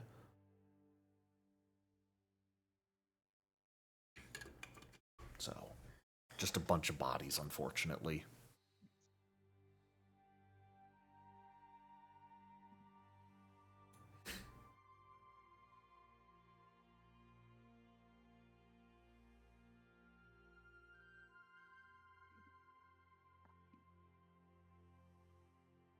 Nepsu is being more cautious. Much more cautious. Waiting for Amenemsu to check for traps. It does not appear to be trapped. You do not hear any sound from beyond it. All seems good.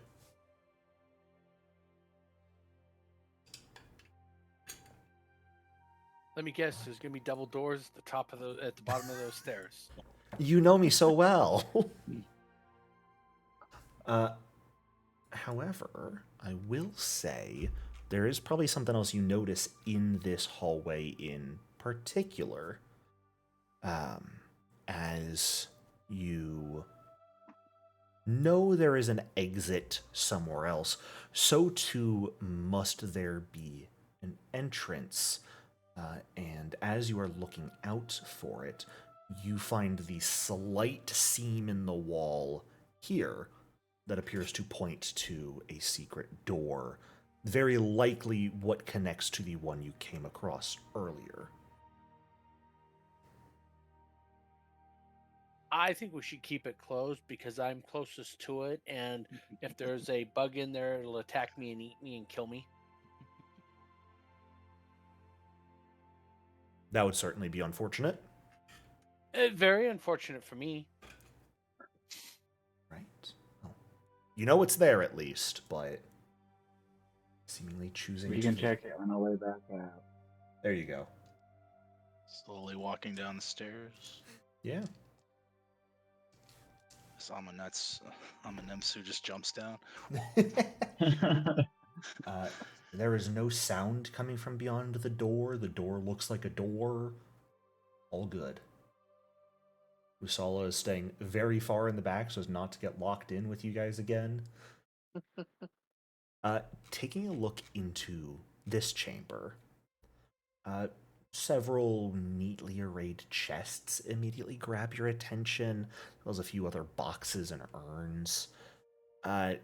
There is so much dust. Just so much dust covering every imaginable surface in here. But there is no other immediately noticeable exit.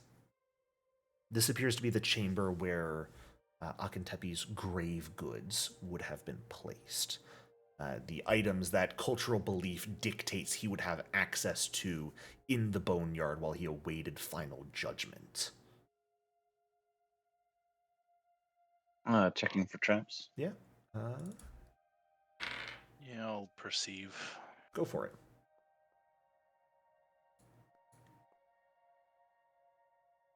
Hysterical rolls. Okay. You do notice something, Amanemsu. One more slight seam in the wall. Right over there. More importantly than that, though, is the slight movement in the air right in front of the wall in that space. There is something or some things invisible sort of hovering in that space in front of where that secret door is.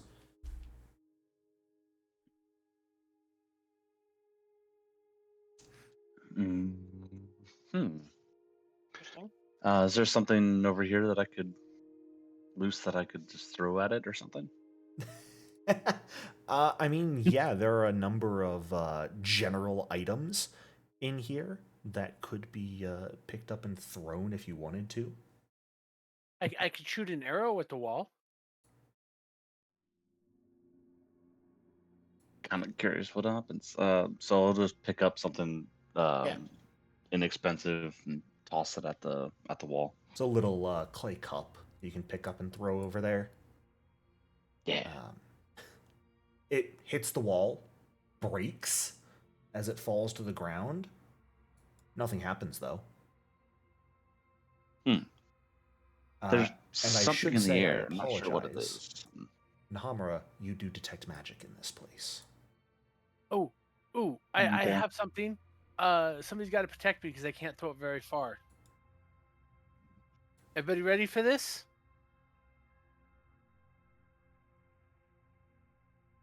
Yeah.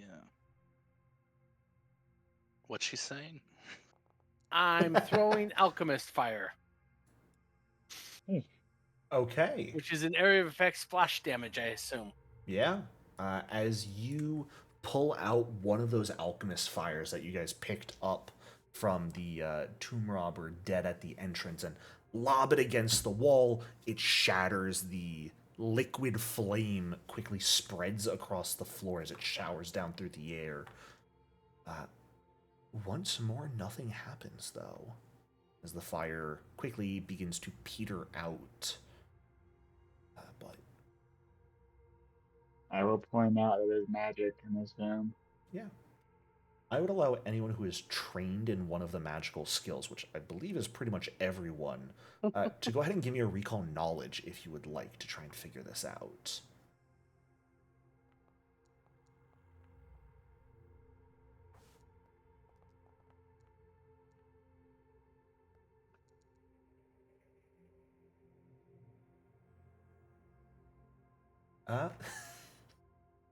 Y'all, what are these rolls? Sahara, you are fairly certain you get it.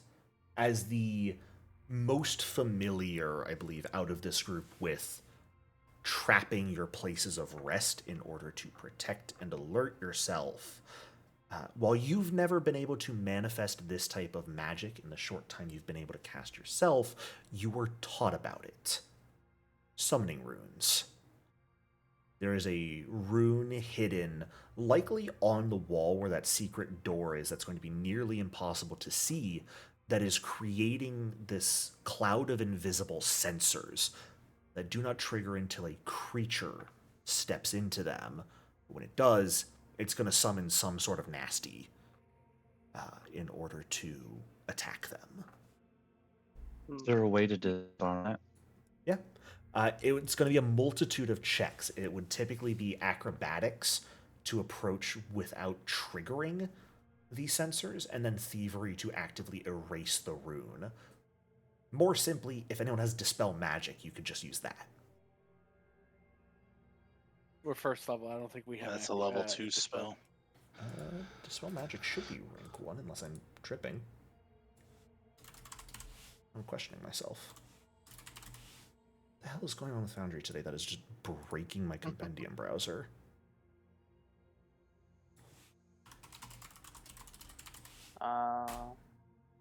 Can we ready like attacks out of combat, or is that like an in? That's more of an in-combat sort of thing. You can be repeating a single action activity effectively as your exploration action. But you cannot really ready an attack, per se. You can draw a weapon, I assume. Yeah, absolutely. When Emsu seems pretty good with these skills, he could probably just disable it. I want to see the guy in the suit and tie do acrobatics. He has all 3 hero points, guys. Can I attempt aid with perception check? Yeah, I would allow an aid with perception to, at the very least, get past the sensors with perception. So you can certainly try that if you'd like. Emsu, are you comfortable taking on this challenge? Bring it on. Fantastic. Yep. Just waiting for you to... Disaster. No benefit, unfortunately, but no benefit. Flat acrobatics, please. You know what? Blind. I'll even give you a button for it. This is public. Yay! I like buttons. Buttons are so much easier. I do so good. That is a failure, but you do have hero points if you'd like to. Yeah, I'm going to use them. Why not? Yeah. Simple as pie. You know, Nahamura points out one of the sensors incorrectly at first, and you almost misstep and trigger it, but last second pull your leg back, and one last scan of where they all are. You quickly slip through them up to the wall. Go ahead and give me the thievery check to try and erase the rune. Thievery.